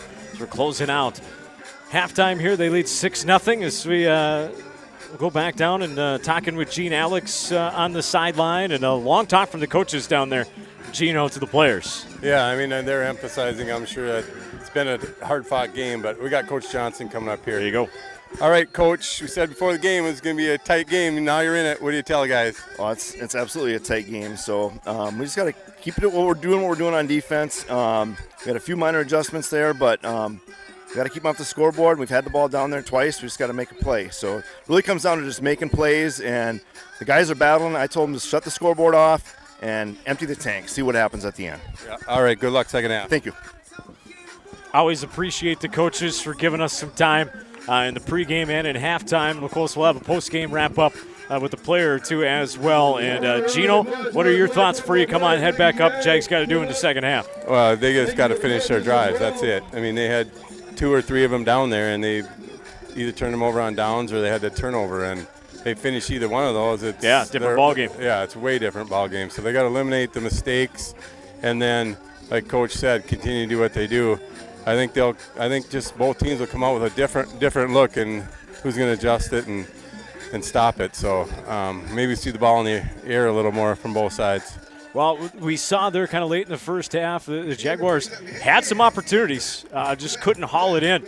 Austin Rice put some good balls down at some receivers in the end zone, just couldn't quite catch the football. Like you said, Gene, they catch those balls, they finish those drives, and it's a different ball game. Yeah, I think our offensive line is standing their defensive line up, and Jansen's got that 100 yards, and we're moving the ball. It's just that we have to finish that and get him into the end zone or somebody in the end zone so we can get ahead in this game. We got to get that dump truck to unload in the end zone is what we got to do. Yeah, that's right. What did Craig start? All right, I'll be joining you back up there. Sounds good. Thank you, Gino, and as well as thank you to Al for running the sideline camera for us. So far, so good from what we're looking at.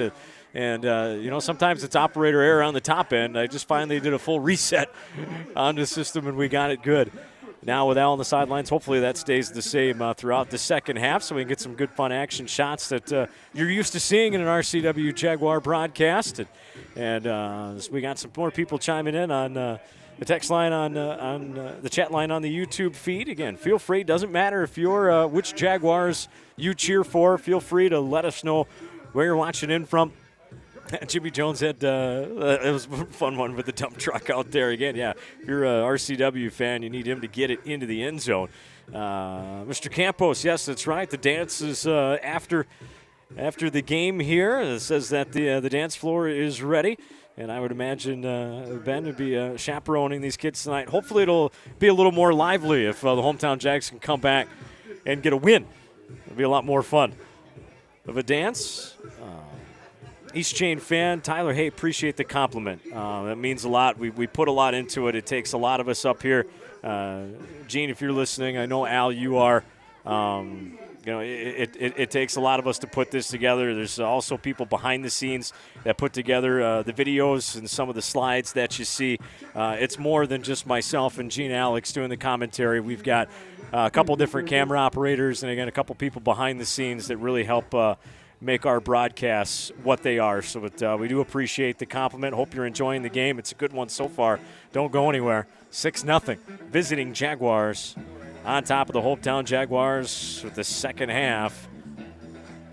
Ready to come up from Danube.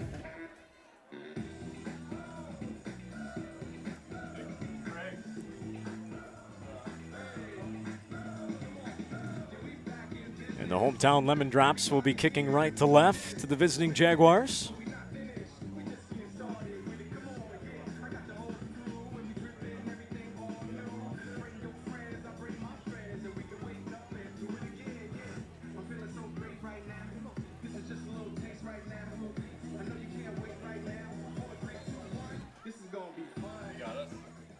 He does, but he got it. That's going to kickoff's going to bounce at about the 35. It's going to be taken coming near side with a decent hole and a decent return. There's going to be Shell. Another one of those squib kicks. Yeah. Just didn't take that hard, fast bounce on the Jaguar way. Just kind of stuck there, and a nice job by Shell to pick it up and run with it and get some decent yardage. Good starting position. Yeah, 1st and 10 from their own 48-yard line. Leading 6-0 here in the opening drive of the second half. One receiver on each side.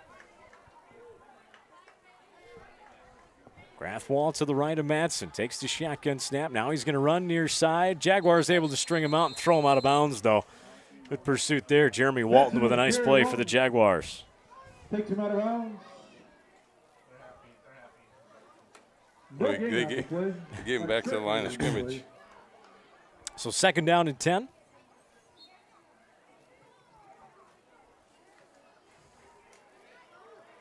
There's some penetration from our DN, Walton, that good to get up the field and string it out a little to the sideline. Same formation, one receiver on each side. Wheel in the up back. Grathwall to the right of Madsen. Jaguars showing blitz on the outside. Ball's on the ground. Ooh, Savick Savick tried to reach on there, but Madsen fell back on it. That's about the 3rd one we've seen. Hearing as many plays, not necessarily just possessions, Gino. Yeah, at the end of the first half, they were having trouble. A few of them, yeah. So 3rd and long coming up now. It looks like they call themselves East Chain from what I'm seeing in the chat line. I'm hoping that's what we're going to go with. Well, their hometowns put that in there, so that's what we're going to go with. It's going to make life easier for you and I, which is what we need more often than not, make life easier. We appreciate that. Jags showing blitz up the middle with Jansen. See if he backs off it, though. Madsen takes the snap. Jansen does back up into coverage. Now pump fake, nowhere to go with it. Now looking to come near side, does throw it. Was he in? He was. Minimal gain there. Pick up gets him out of bounds. About 7. Yeah, 10 well, yards. I say minimal because it's still going to be 4th and long. Let's see if they decide to go for it here. There, it looks like they're going to go back to punt, and Grathwalls are punted. Yeah, he rattled off a pretty good one. He tried to stick us deep first time he punted. Looks like Valdivinos back deep to receive. This time punt. A spiraling punt caught by Valdivinos at the 15. Oh, he's got some room here near side, though. Valdivinos with some room, cuts it back up now. He's going to be brought down at about the 44-yard line. Good return. Good return from Jacob Valdivinos. Nice wall set up on that near sideline. So the Jaguars, their hometown Jags with decent starting field position as well for their first possession of the second half.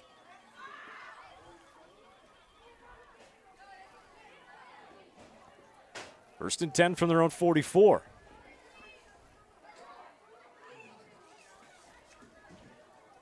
The Jaguars come up to the line. It's time a 3-receiver set, 2 on the far side. Valdivinos, the lone receiver near side. Jansen, the lone back behind Rice. And it's going to go to Jansen. Jansen cuts it back near side. Jansen bowling through a couple of guys. First down run for the Jaguars. Oh, no. Tackle, flag on the play. Looks like they're going to get somebody for a hold. And it's going to come back as the flag gets dropped at about the 47. Holding. Offense. Number 7. 10-yard penalty. Repeat. First down. That's my fault. I got him plugged back in. Holding's a call against the Jaguars. Back him up from the spot of the foul. One more. Just all the things you got to remember, right, Gino? Yeah, I should have reminded you, too. No, that's okay. You know that I need to be reminded to remind you to have to remind me to remember to change that out.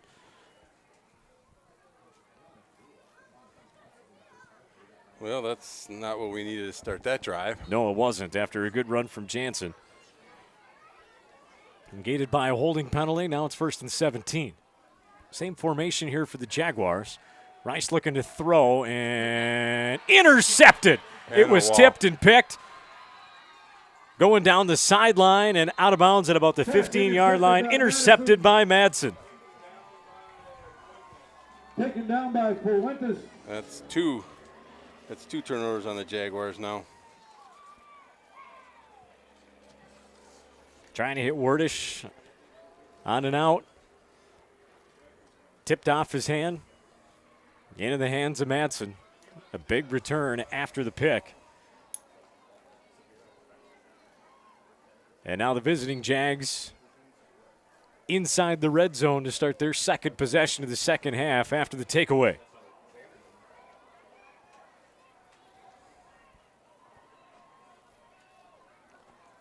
First and 10 from the 15.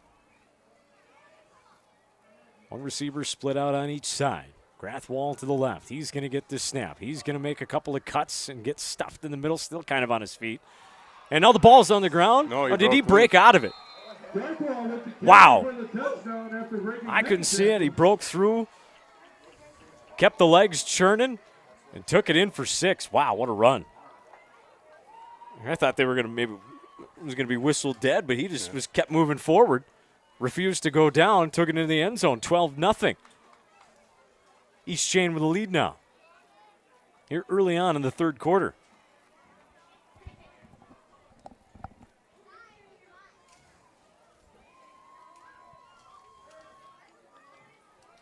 They missed the two-point conversion the first time.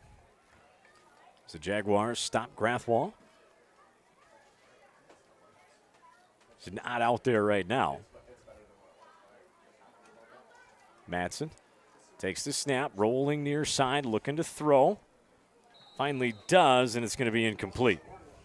So the Jaguars break it up again. Batted down by Wordage for the two-point conversion. Granada Huntley East Chain Truman is going to take a 12-0 lead with 10-10 left to go. So 12-0 East Chain. Here early on in the third quarter and set up by the interception by Madsen. Grathwall with a very impressive 15-yard touchdown run. This is where we're at, 12-0, 10-10 left. Oh, not to start in the we're third looking quarter. for, but that's a tough way to start it, holding and then have them go in for a touchdown, but we got to stick to moving this ball down and get it in the end zone. That's right. We can move the ball, it just...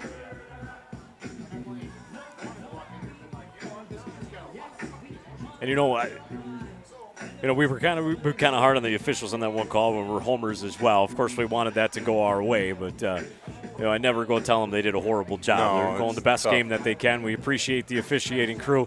I don't want you guys to get the wrong idea. We thank you for coming out here and doing your best to call a football game every weekend, week out. You guys go and do that. Of course, we're going to be bummed and disappointed. Didn't go our way, but there's some other things that do go our way throughout the game as well. Yeah. So we do appreciate you guys. And don't get the wrong idea, please. Mungai takes the kickoff. trying to go far side. And, again, good kick coverage from East Chain can't tonight. get to that point right No. there. With the tackle. Give credit to their kick coverage team because Jaguars throughout the year, and even including Mungai last week, we've had playmakers in the punt return and kick return game. Broken quite a few for touchdowns, big returns. Not tonight, though. East Chain all over it. 10:03 left here in the third quarter. RCW Jags trailing 12-0 with the football. 1st and 10 on their own 27-yard line. Two receivers near side.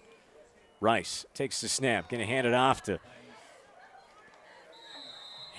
Jansen. And only drop by. I think he ran right into Engel. In the middle there. Engel and others stand up Jansen on the carry. I don't see 70 on here. Big man in the middle stuffed him. Yeah.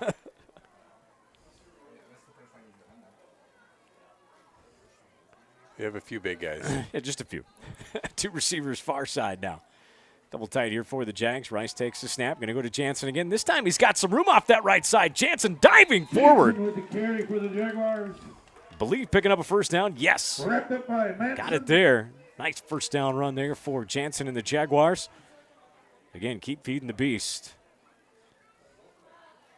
Keep them moving. That's what the Jaguars got to do here, Gene. Keep moving the chains.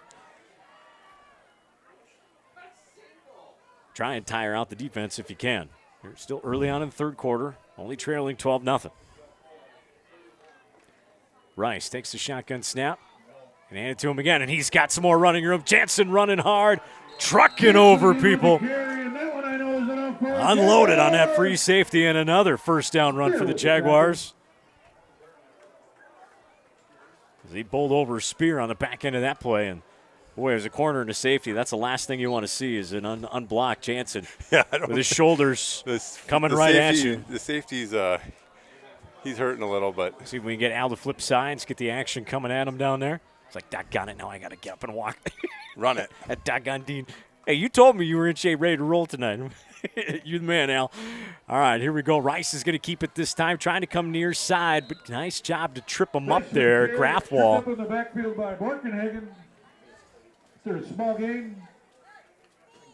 Still, though, positive yardage for the Jaguars.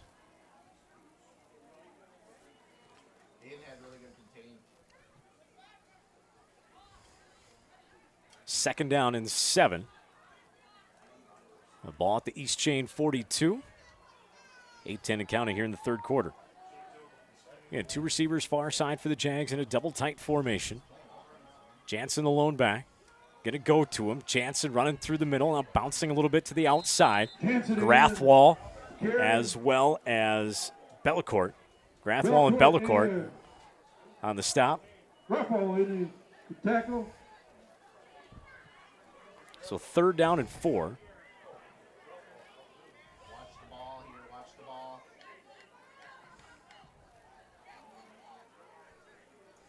Third and 4 from the 39. Obvious 4-down territory for the Jaguars here. I would think so.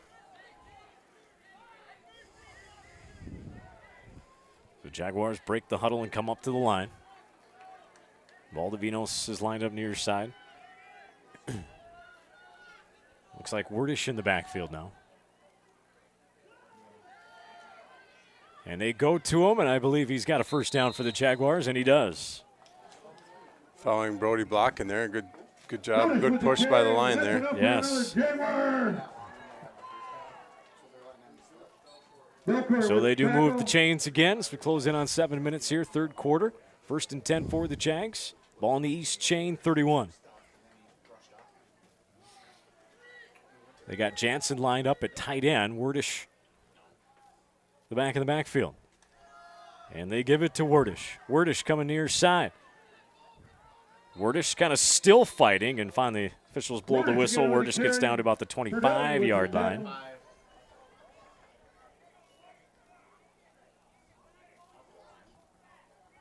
A decent little pickup once again on first down. Giving Jansen a little break there, maybe. Yeah. Well, why not? It's still big and strong. Use him out there to help open up holes and lanes for his senior teammate. This time Jansen's lined up at the right tight end. Savig on the left side for the Jaguars. One receiver on each side of the field. Rice gives to Wordish, but this time it was red. Grathwall. Wordish with the carry, stuck by Belcourt. Grathwall and Belcourt in there again together on that stop. 3rd down and 5. So Jaguars lose a couple of yards on that play.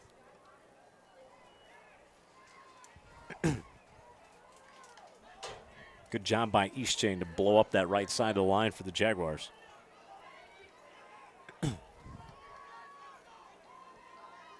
There's Rice helping out Wordish with the uniform, the jersey there. Going to tuck back under the shoulder pad. 3rd down and 5 coming. Same formation. This time Rice looking to keep it, and he goes nowhere. Well, Grathwall again. He's been in there on a lot of stops on this drive. So first, 4th down of this drive. Ball is on the Eastchain 25-yard line. Jaguars desperately needing a score on this drive here, trailing 12-0. So pushing past the halfway point of the 3rd, yeah.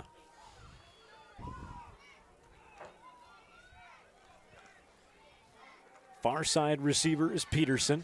Valdivinos on the near side. Jansen the deep back. Wordish on that far side as well.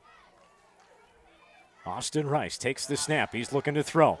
And it's going to be a screen to Jansen coming near side, and he got stopped short once again. That's Grathwall on the second time they've stopped him short on the screen pass. Grathwall came up. Fans, we ask your help if you can help us clean up as you are leaving or as you finish your products tonight. Darn it. Needed that. Need to move that one. Yep. So the ball goes back to Eastchain.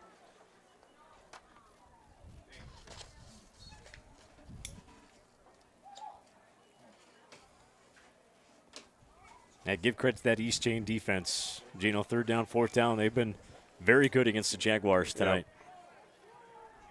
Recognizing where the ball is going and then making the tackle. It's one thing to recognize where it's going. It's another thing to make the tackle, and they've been making it all night long. They got it 1st and 10 on their own 24-yard line. Give it to Grathwall. Why not? He's been getting you this far. Spins through another couple of tackles. You kidding me? He's across the 50, across the 40, 35, 30. Still on his feet inside the 20, and he's going to house it again as he falls into the end zone. 75 Wow, yards. that is a heck of a run. 76-yard touchdown run for Hunter Grathwall. So they get the 4th down stop. They give it to their big playmaker. What does he do? Breaks some tackles. Nice little spin move. And he houses another one. 18-0. Eastchain on top. He didn't look like his leg was hurting there. He's good to go now. Yeah.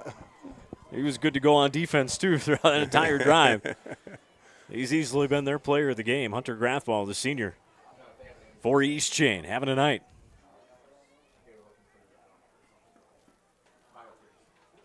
Two-point conversion attempt coming up. Madsen takes the snap. Handoff inside, and the Jaguars stop it again. They gave it to Spear. Nothing doing on that one. Wordish and others in on the tackle. Our score goes to 18-0 in favor of Grenada Huntley GHEC-Truman. Once again, one last reminder, folks. If you're looking for home or internet for your business, MVTV Wireless provides the internet and the feed here at the field, and it is a good one that allows us to do what we do here at the field. If you like no contracts, unlimited data, and good, fast local support, MVTV Wireless is your go-to. Again, for home or business, give them a call, 320-564-4807, MVTVWireless.com. MVTV Wireless, simply great internet service connecting rural Minnesota. New score reads 18-0 Eastchain on top of the Jaguars. 4:18 left here in the 3rd quarter. Gene Jags have been moving the football. They just can't finish it. And yeah, then, that's what and we then, talked about at halftime. And tackling on Grathwohl. Well, he's a good runner. We need to eliminate a few big plays, but we need to finish those drives for us. Wordish and Mungai back deep. It's going to be a ground ball up the middle. Ooh, upended. Nice tackle as that return was taken by Fredine. We went straight ahead. We got a good return on it, starting at the 40. Take it. Yeah. So, again, good starting field position for the Jaguars. They can break a big one here. They're still in this game. Yeah, they need to. 4:13 left in the third quarter. I mean, we got to score for one, but two, we got to stop. Yeah. East Jane's ground attack.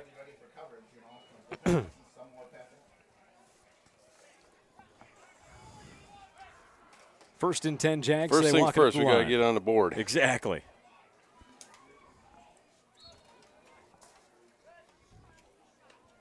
Two backs in the backfield. Jansen to the right of Rice. He's going to fake it to him. He's going to throw.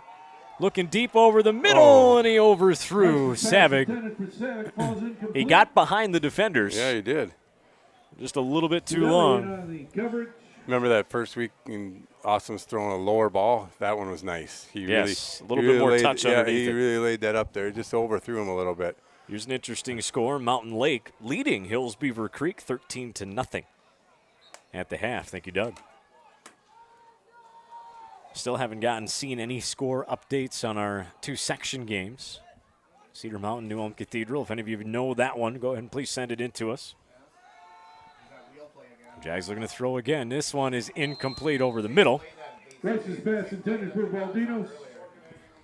Another drop. That was a rocket, but yeah. Got to catch the football. Yep.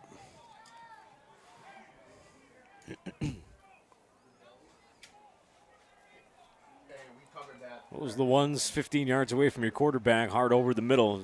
You got to hang on to those as a receiver. Yeah. I know my high school coach my receivers coach would be yelling at me on the sideline.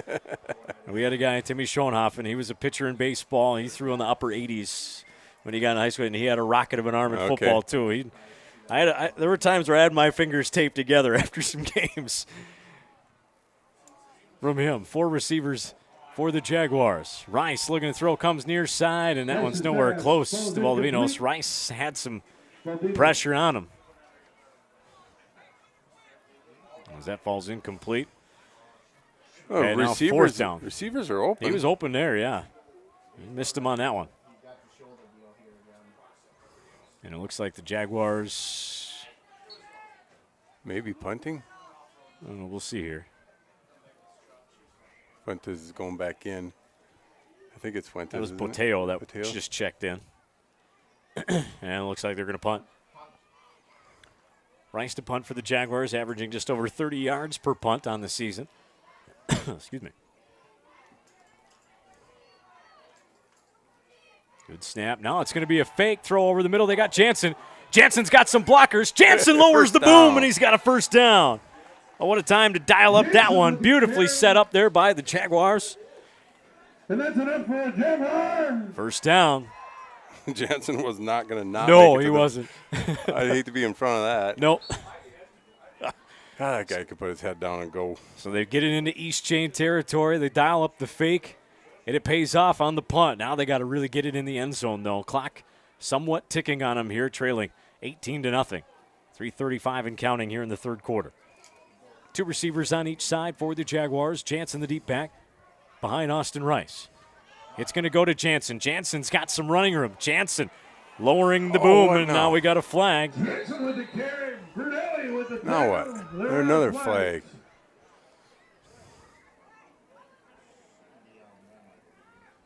Let's see what we got here.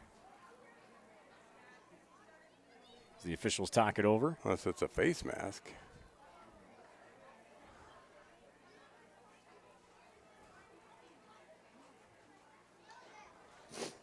Face mask.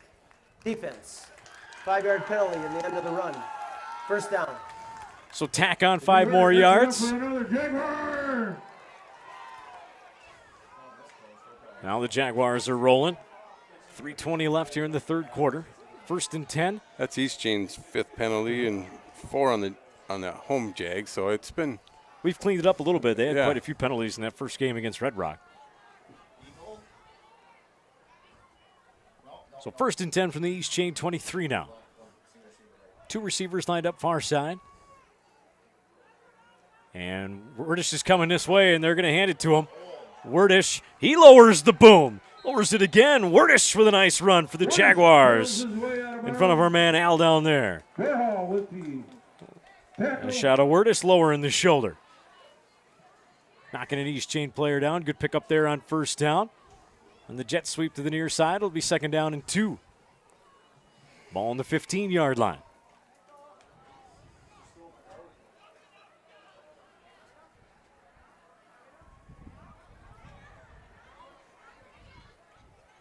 Two receivers on each side now. Jansen the deep back. Rice going to run it. Now cuts back into the middle. Rice now going far side. Now cutting it back middle again. That's a good run. Yes, it was. 1st down run. And it'll be 1st and goal for the Jaguars. They've been here before. Can they punch it in this time?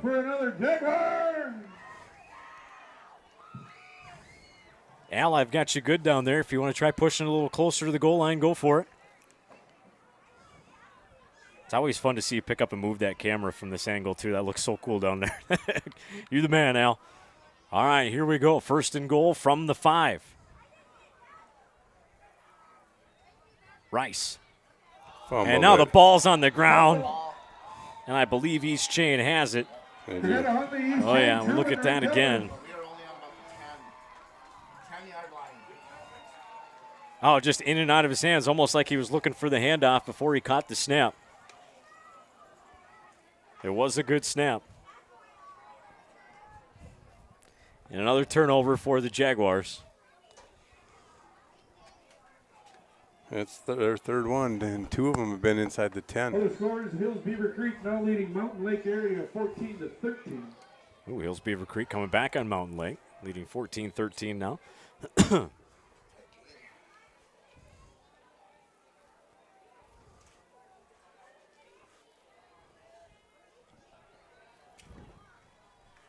So 1st and 10 for East Chain. Jags showing blitz, but yeah, that was a nice pickup.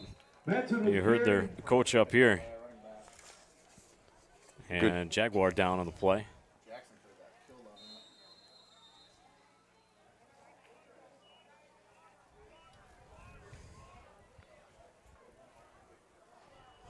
East Chain leading 18-0 with 2:05 left here in the 3rd quarter.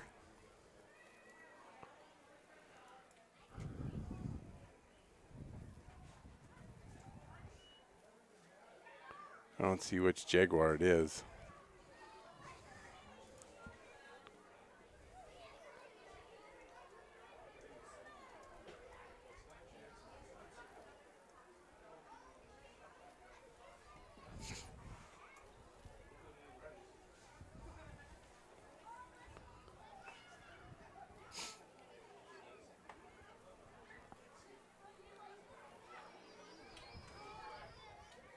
It's Austin Rice who's down for the Jaguars. Thank you, Al. Again, we hope he's okay. And we'll go ahead and take a break with the East Chain. Jaguars leading your hometown Jags 18-0 here in the 3rd quarter with 2:05 left on the clock.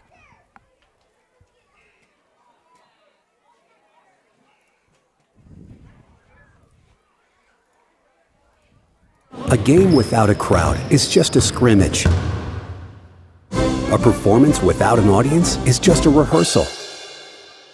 Without your presence, high school sports and the performing arts aren't possible. Ensure that these essential extracurricular activities continue to enrich the lives of students in Minnesota. Purchase a ticket to your local high school's game or performance. This message presented by the MSHSL and the Minnesota Interscholastic Athletic Administrators Association. On the game clock, please. How much?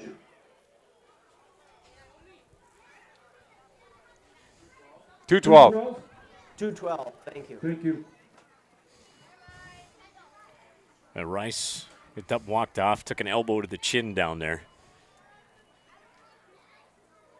And that never feels good. No. Usually the elbow is going to win that battle. Austin, a tough kid. We know he'll shake that off. He's already over there. And hopefully he'll be okay. Throwing some passes. 2nd down and 7 for East Chain. Madsen looking to throw. Goes far side to a wide open receiver as he connects with Shell. Madsen's pass completed to Shell. Before he's brought down by a couple of Jaguars. Mungai and others. Jansen and Mungai on that stop. At 1st down. It is a first forward down progress. for the Jaguars. 1st down for East Chain. $1:50 and counting here in the 3rd quarter.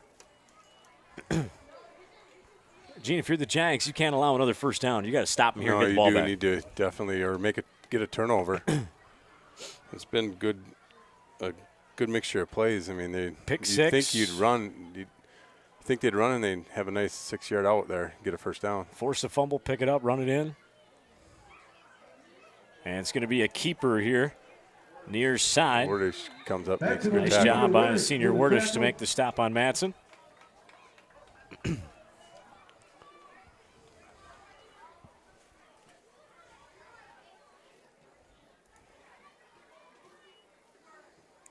Need a couple more of those.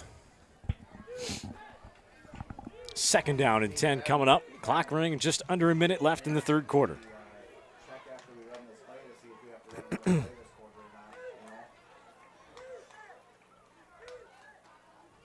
Jaguar defense trying to hold strong here.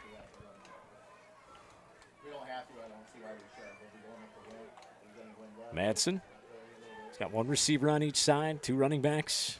Backfield with him on each side as well. He's going to be looking to throw. Pickett goes far side. It's tipped and falls incomplete. Batted down that by helps us. Savick. Yes, it does. That stops the clock. Brings up a 3rd down and 10.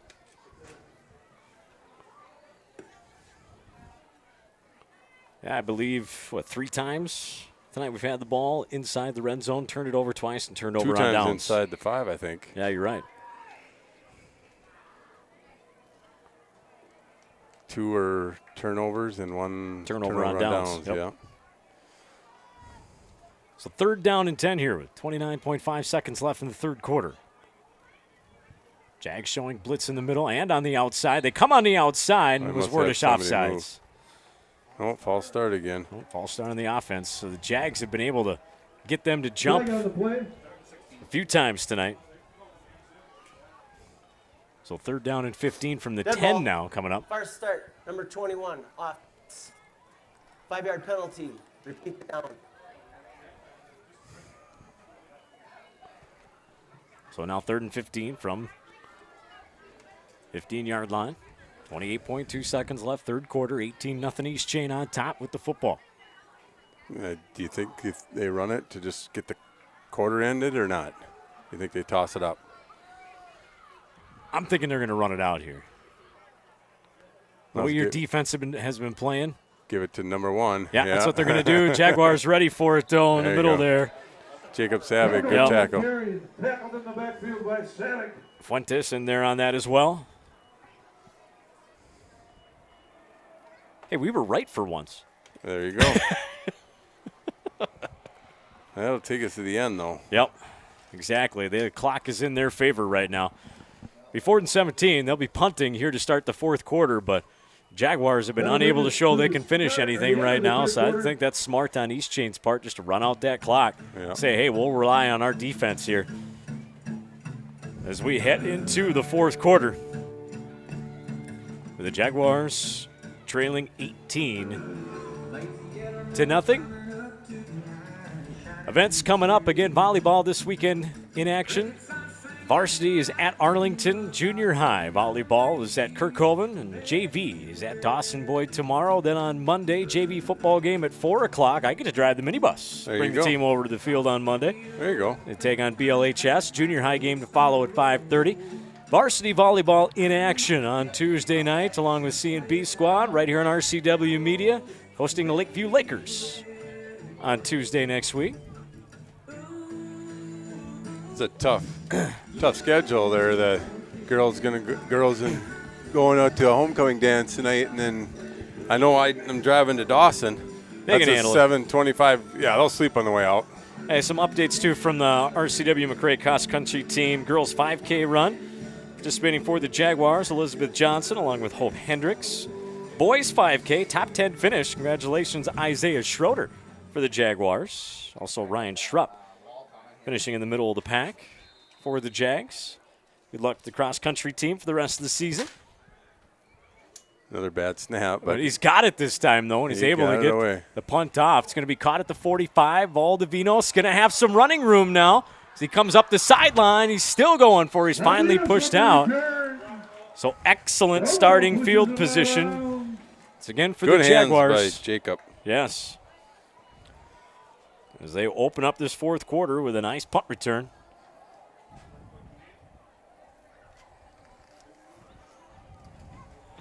Thanks, Al. Appreciate that. What happened? He's just sending me notes good. throughout the game. He's got good chime-ins from time to time.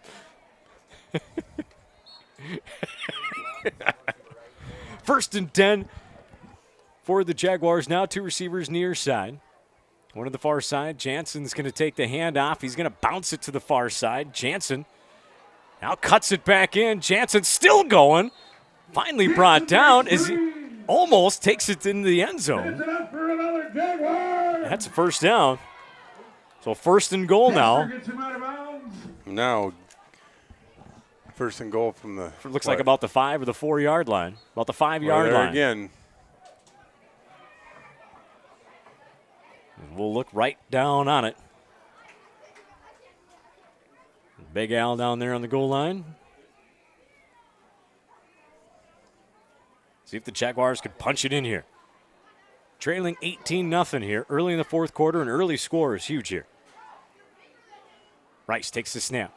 Hands it off to Jansen, pushing forward, but a better push by the East Chain defense. Shuts it down and pushes them back. Big bodies in the middle, Becker and company. Says, you're not coming right at me. Not this time. I don't think so. Jansen didn't even have a chance to get a full head of steam going into him either. No, that's the one that maybe pull out and do the option. So Jansen to the right of Rice. Wordish the deep back. Valdivinos lined up to the far side. Savig's strong side tight end. They're going to go to Wordish, and he gets popped. Nothing. Bellacourt with a good hit on Wordish. Nothing doing. Bend, no break defense there going for. Yes. East Chain. Third down and 6. Let's see what the Jaguars dial up here.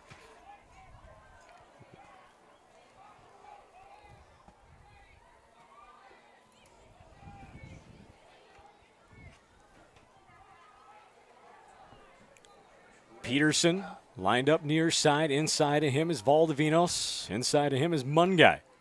Jansen lined up to the far side of the field. They're going to throw it to him on a slant. And that's incomplete. Good coverage on that outside by the corner on Jansen. Fourth down and 6. Udelli looks like he might have knocked it up or knocked it away.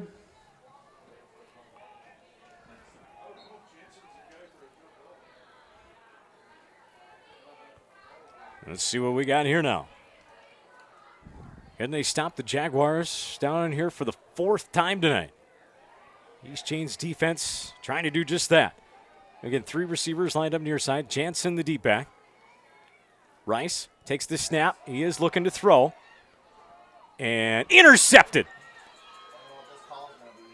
Let's see what the penalty is. Now he breaks the tackle. Madsen going to try and house it. He's across midfield. Mungai's going to try and catch him. I don't think he's going to. 10, 5, touchdown, but check the penalty flag. Jaguars walking it down like East Chain's not thinking it's on them at all. Jaguars offense is not walking back down on the other end of the field, so it looks like this is a pick 6. It is.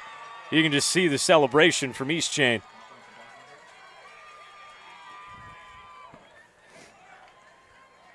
Illegal formation. Offense. Penalties declined. Result, touchdown. Must not lined up on the That's 4 turnovers. 4 turnovers in the 4th stop. Inside the red zone. And that's the final nail in the coffin there. That would, yeah. 24-0 East Chain on top, 9:57 left in the 4th quarter. Was that 100-yard? It had to be close. We'll call it it was right about at the goal line. If nothing else, at the very least, we'll give him a 99-yard interception return for a touchdown. Yeah. 99.9. There you go. No, that was impressive by Madsen. Then just to break the tackles and then showing the speed there at the end to break away.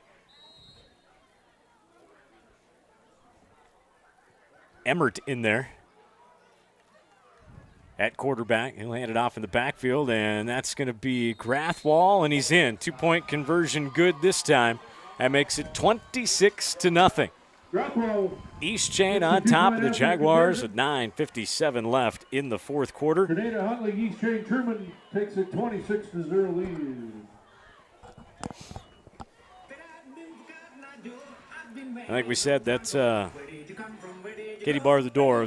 You never want to say it's over, but yeah, no. That final nail pretty much driven in right there by East Chain. Yeah, we need to get some big plays here. Get something positive here. The game has been just won at the 5-yard line. From them. I mean, we've been there. Yes, it has. It's been the East Chain defense. A lot of that talk that you've had in the past, so bend not break. They're doing it. We're getting down there. They're just not breaking. Right. At 24-0 here in the 4th quarter. 9:57 left. And closing out homecoming week.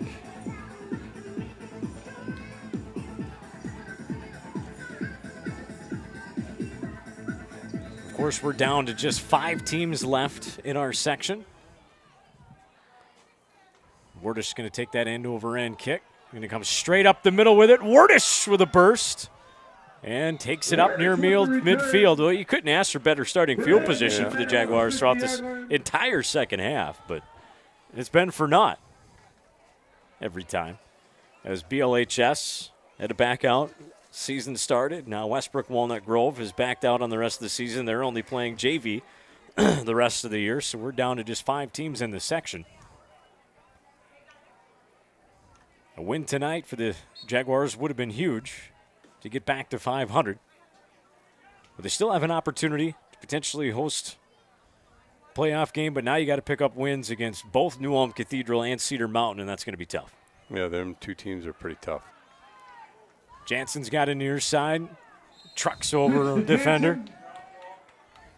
Rathwold on the stop. Look at Al to flip the fields there.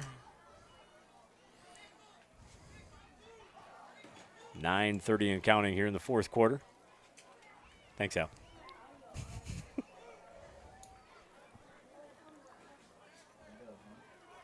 Two receivers near side. Let somebody take a chance here.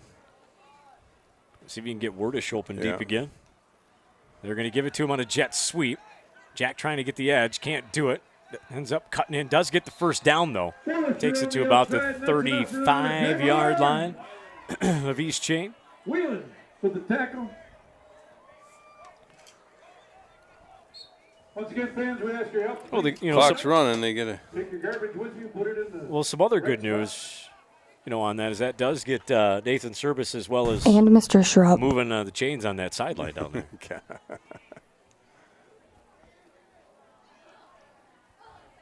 Once again, 2 near side, 1 far side. How did you trick somebody to? Oh no! And now the ball's on the ground again, and East Chain's got it. Rathwold picks it up. See if we can see what happened there. Jaguars recover. Rathwold recovers the loose ball. It was just in and out of Rice's hands, and then it got kicked by the running back. Tough break there for the Jaguars.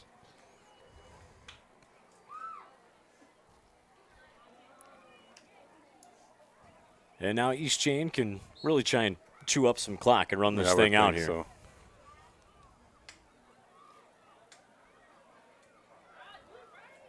And they may want to put in some backup guys just to prevent injury or. Right. Looks like they got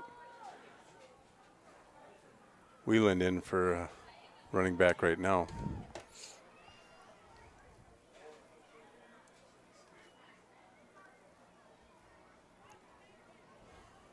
Far side, nothing doing. Jaguars stop it for a big loss. Thank you, Roger. I missed a couple there. It's 26-0, not 24-0. Apologize, folks. At least I was more on top of it this time than last time, so we're getting better. Next home game, everything should be Well, we perfect. appreciate people calling in and letting us know. Absolutely. You got to let us know because I'm not always necessarily looking down at it. Everything that you see that happens up on the screen as you're watching the broadcast, I'm manually doing all that. Joan going back and forth between cameras. And calling the play. We do what we can. But again, please let us know. We're human. We forget. Yep. It happens. 2nd and 15 for East Chain. Leading 26-0 here. Working some clock. The Jags will blitz with Wordish. Gets picked up. Madsen now rolling to his right. Throwing just a little bit too high and out of bounds for his intended receiver, Kester. Pass intended for Kester. I think they got a flag on there. I think it'll be a personal foul chop. They chopped Ordish on the blitz. It didn't start high. It just went for his knees. Block below the waist. Yep. Offense. 15-yard penalty. Repeat the down. He's hurting, too. Yeah, he is.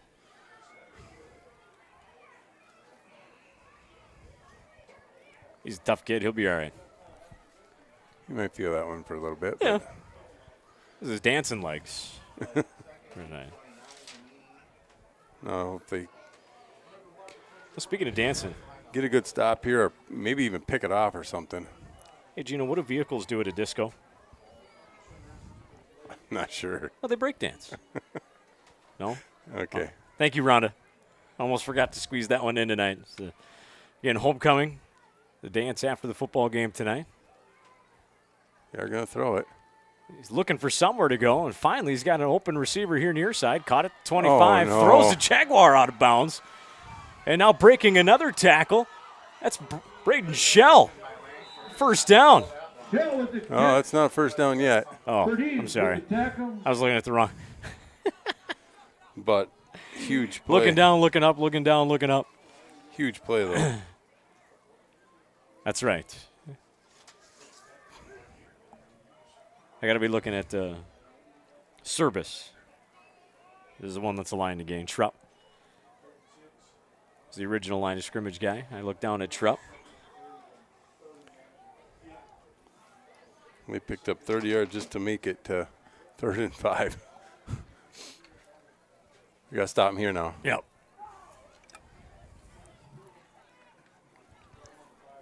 Madsen, one receiver on each side. Going back to his left.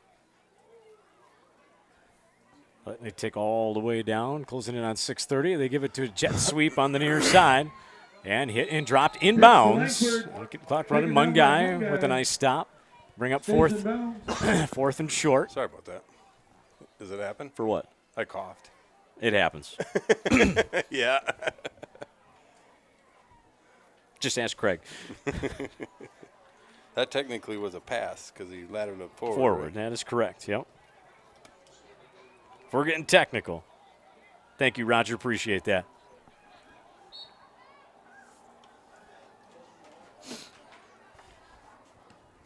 And now a high punt. Valdivinos with a fair catch with nobody 10-plus yards in front of him. Mungai picked up his guy. He didn't think he was going to get him, but he did. And yeah. Valdivinos knows after he looked down. Saw Coach Castillo down on the sideline there, just frustrated with him.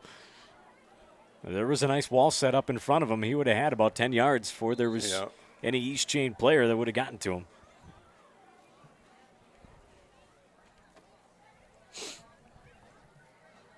So RCW Jaguars with the football back with 5:49 left here in the fourth quarter. And, Gene, kind of like we talked about just a little bit ago, just to try and find some positives here. Yep. Stay in a drive, close this thing out with a touchdown, or we send everybody home. East Chain leading 26 Donut. 1st and 10 from the 25-yard line. 4 wide receivers set for Austin Rice, 2 on each side. Jansen, the deep back, takes the snap. It's going to be a quick here to the near side to Wordish. Not much doing. Rothwell with the tackle. Picked up about a yard on that. It'll be 2nd down and 9. Langford also in on the tackle.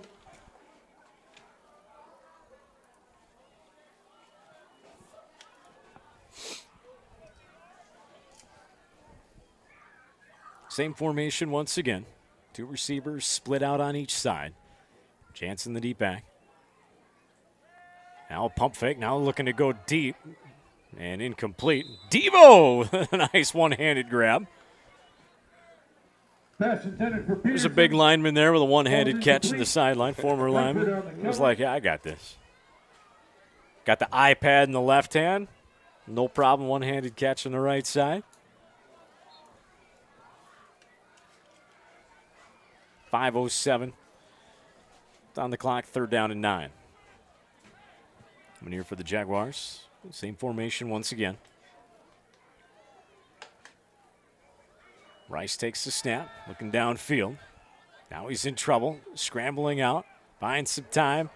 Now he heaves it down the field, and that's going to be incomplete, a little bit high. Rice avoids traffic. Intended for Brendan Peterson. Pass intended for Peterson, again covered by Langford. 4th down and 9 coming up.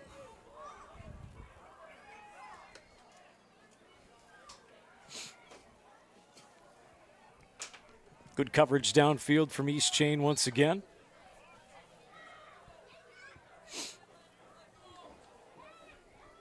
East Chain's going to improve to 3-1 on the season. They're heading to Alden Conger next Friday night.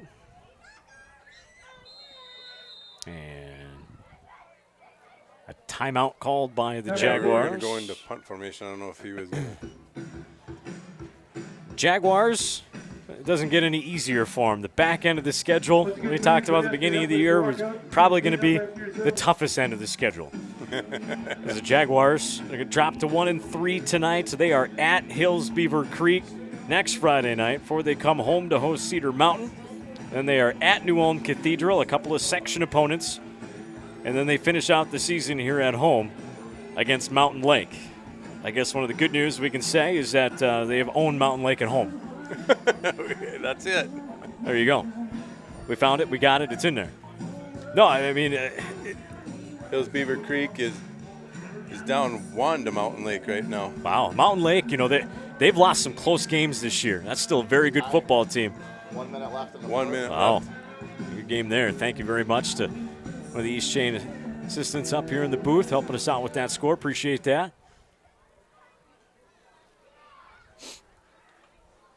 Well, if you're going to get 2 on the back end, make it against the 2 section opponents, and then maybe we can get a home playoff game yet. I don't know if we'll really be doing an interview tonight. I think we're just going to let the boys close it up and get to their dance tonight, and we'll call it an evening. Yeah, I think that's the smart thing to do. Gino, you agree with that? Sure. Yeah.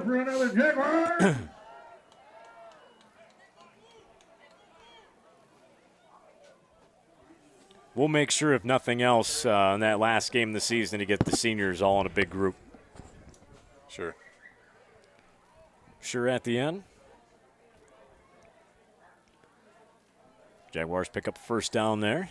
And then once again, Rice looking to throw. He's looking to go deep, and good coverage downfield as he was looking for Fredine. Freedon, intended receiver, Langford in on the coverage. Good coverage by Langford downfield for East Chain.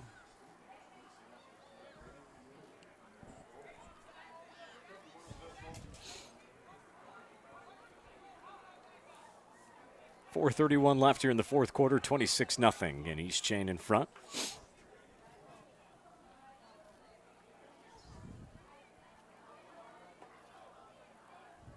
Again, 4 wide set here for the Jaguars. Rice takes a shotgun snap as he looks downfield. Looking to his left, now coming back, rolling to his right. Now he's just going to tuck it and keep it as he runs out of bounds near midfield. Barloff chases him out of bounds.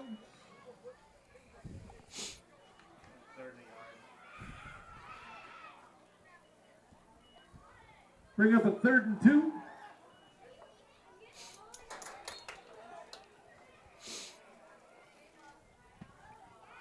Third down and 2 coming here for the Jaguars. 4:21 left here in the fourth quarter. Hometown Jags trailing 26-0 to East Chain. Rice has got 4 targets out there. He's going to hand it off to Jansen in the middle. He's leaning forward. And Jansen with a carry. Belcourt with the tackle. Lean there at the end from Jansen. Should be enough to give the Jaguars a first down. Yeah, that's the call. Good try, Craig. The answer is first down. Fans not having it. Poor PA guy, just trying, right? Jansen picks up a few yards. Becker wraps up Jansen after a short carry. We're closing in just under 4 minutes left now. In quarter number 4. Once again, thank you to MVTV Wireless, along with Steve's Heating and Air Conditioning, Mulder Air Incorporated, and more for supporting RCW Jaguar activities. Rice going to keep it and run with it now. Going to pick up first down, run out of bounds on the far sideline. Rice with a carry. Out of bounds at about the 37-yard line of East Chain. Kester chases him out. Gains another Jaguar. Bill scored to make it 26-21.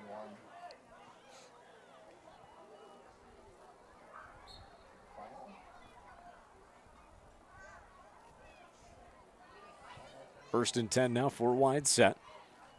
Rice takes the snap. Comes near side, incomplete, looking for Wordish. Pass intended for Wordish, broken up by Grothwell.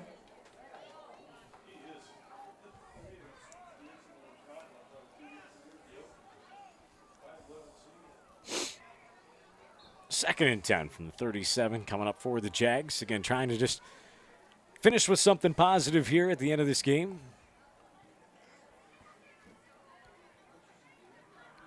Trying to get something in the end zone. This time they're going to line up with 3 receivers near side. For Dean, with Valdivinos inside of him. Wordish inside of Valdivinos. Rice takes the snap, steps up in the pocket. Now he's going to run with it. Now he's coming back near side. Good gain here for Austin Rice. Rice again with a carry. Where he runs it out of bounds. Rothwell chases him out. Be another Jaguar first down.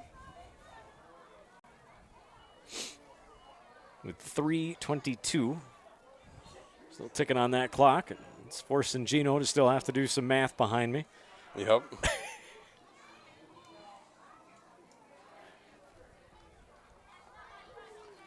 Just adding up, right? So we're ready. There you go. I want to put a touchdown on there yet. First and 10 from the East Chain 25 now. Rice taking the snap. No, fake it with Jansen. Now Rice is coming up the sideline. Rice with a nice run inside the 10-yard line. He's brought down by Grathwall and Kester. Good gain there for the Jaguars. Nice job by Austin Rice to hold on to it all the way to that last second before tucking it back in.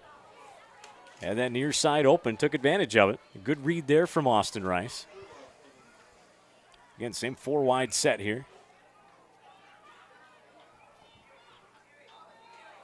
And Jansen, touchdown. There it is. Jansen with a carry for a Jaguar touchdown. Jansen takes it in, and there it is. 26-6. They finally punch it in. Too little too late with 2:59 left on the clock, but still. We wanted the positive here at the end, and we got it.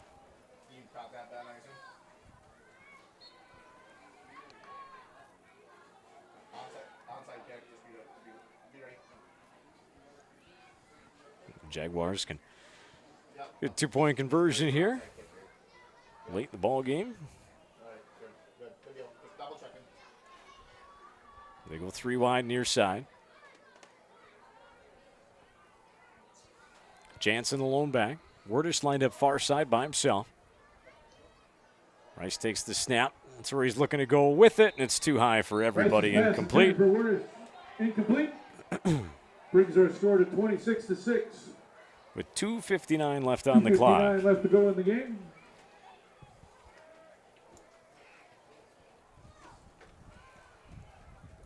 We talked about what's going on for Jaguar activities through Tuesday with that home volleyball game against Lakeview. Finish out the rest of the week. Volleyball's on the road on Thursday at Lacaparo Valley. Junior high girls volleyball is going to be at Olivia next Thursday. Cross country. And an invitational on Thursday as well. Not too far to the west for YME at the Granite Falls Golf Course next Thursday. And, of course, next Friday, the football game. Long drive down near the border. You'll see the lights of Sioux Falls as you look to the west. And Iowa's not too far away. A hop, skip, and a jump to the south. Down to Hills as they take on the Patriots at Hills Beaver Creek next Friday night.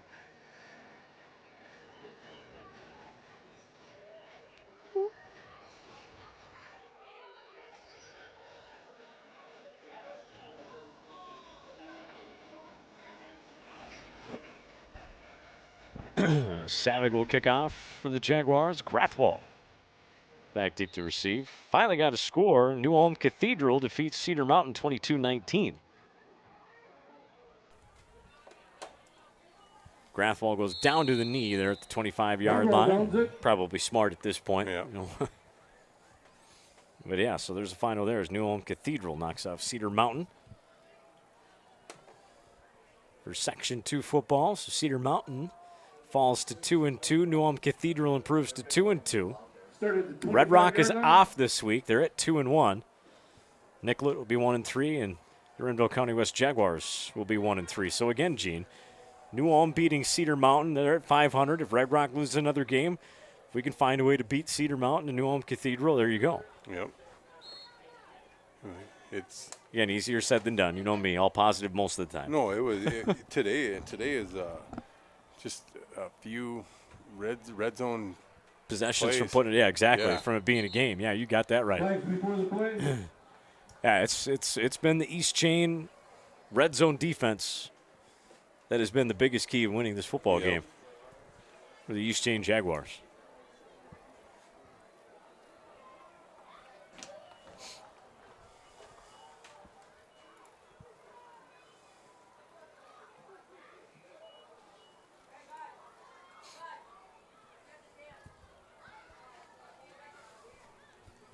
But yeah, we'll do a quick post-game wrap-up here tonight. Al, you can go ahead and send it up.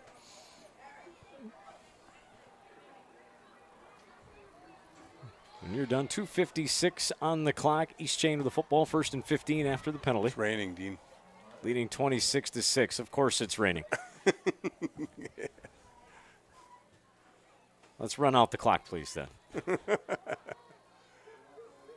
A handoff up the middle. Carl Gary Savick with the tackle. Al, if you just want to bring it up now, go ahead. We'll just leave it on Brad's camera down there. I don't need this one right here. I can unplug this guy and get it out of here.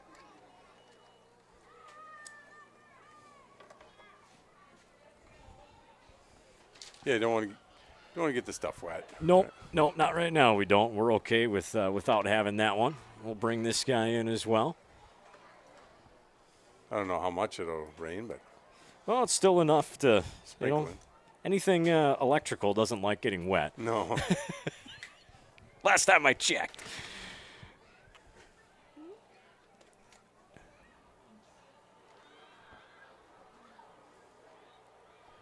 And now, for some reason, I've lost Brad's camera. Well, that's not good. No, it's not. Let's see if I can get it back. Apologize for that. It locked it. I saw it. Kind of just lock up there, but we got it back. We're good. Keeps him in bounds.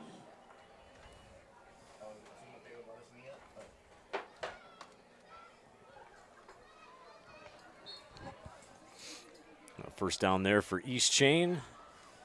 And no need to have the officials still mic'd up. We'll unplug that.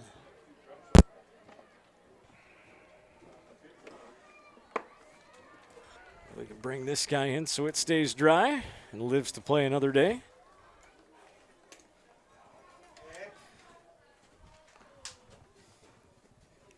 Oh, you could actually take that off there, huh? Yep.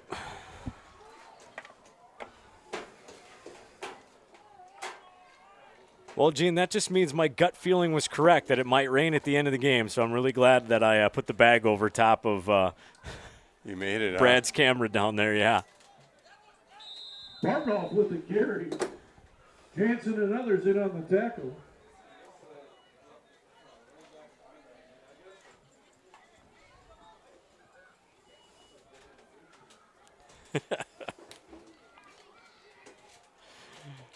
It's funny, Brad sent me a text at 9:09 saying, "Hey, we stayed dry tonight." He just responded back to that down. Just barely going to make it. As we'll have one more final kneel down.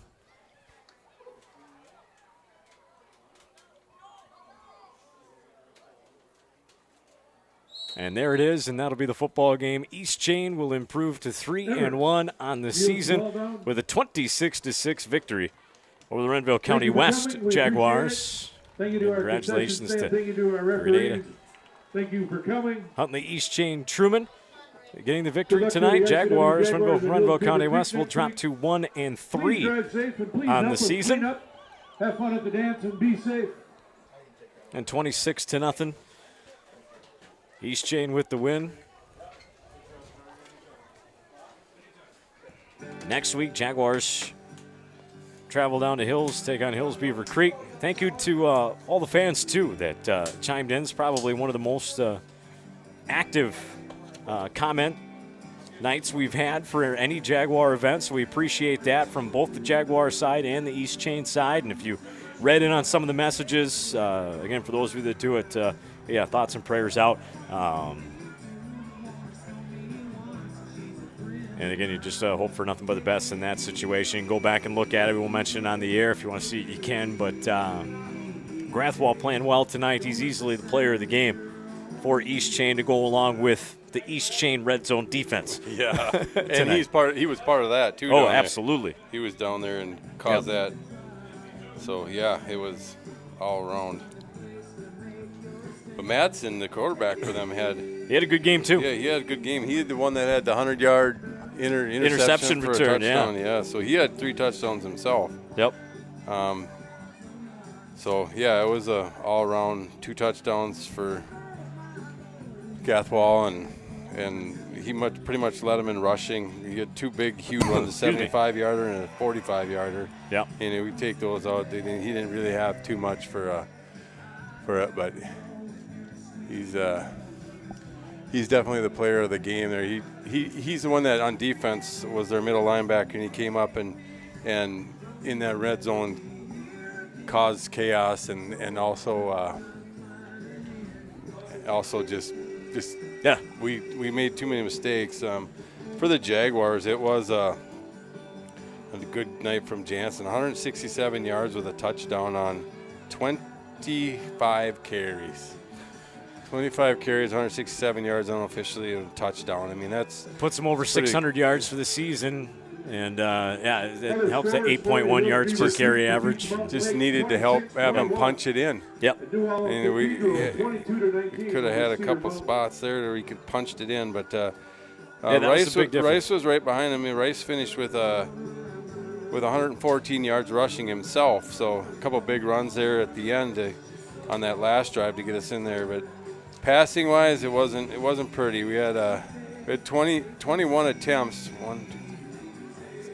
7 completions, but 4 of them were for 1 yard or less. Yeah, and that's not good. Nope. Had some opportunities. Jansen had a couple for 26 yards, and then the big one in the first half, Valdinos had a 25-yard reception. So. Penalties, the Jaguars had 4, and East Chain had 7. So it just the biggest thing on my score sheet right now, and I know you don't want to harp on it because kids are It's kids. tough. It's turnovers. Yeah, there was no turnovers on East Chain and five turnovers for the Jaguars, and they were in crucial times. Yep, like you say, we had our opportunities. We knocked on the door, but give credit where credit's due.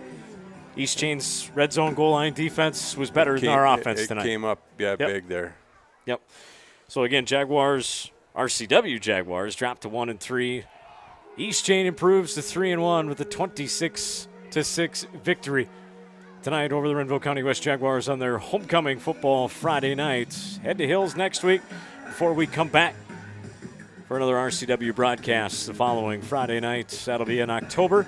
Thank you to Amanda Pearson, who puts together a lot of the slides and the videos that you see at the RCW Jaguar football games on the broadcast. Thank you to Al Haney for running the sideline camera, Brad Beglin for running the main camera for us tonight. He's Gene Alex. Hey, we got had a hard-fought game. It felt closer than what it really was. I mean, I thought we were right in the game. We were the whole time. It just good luck to the volleyball team tomorrow on all levels, and we'll start a new week out and get some Jaguar wins. So, also a big thank you to the King and Queen, Kincaid Hendricks, as well as his mom and dad and Queen Emily Lippert for taking the time to deal with us at halftime. Thank you to all the listeners and viewers for enjoying. Hope you enjoyed the broadcast tonight. And for those of you who said it, we appreciate that too. I'm Dean Rivers, wishing you, at the very least, a good rest of your weekend.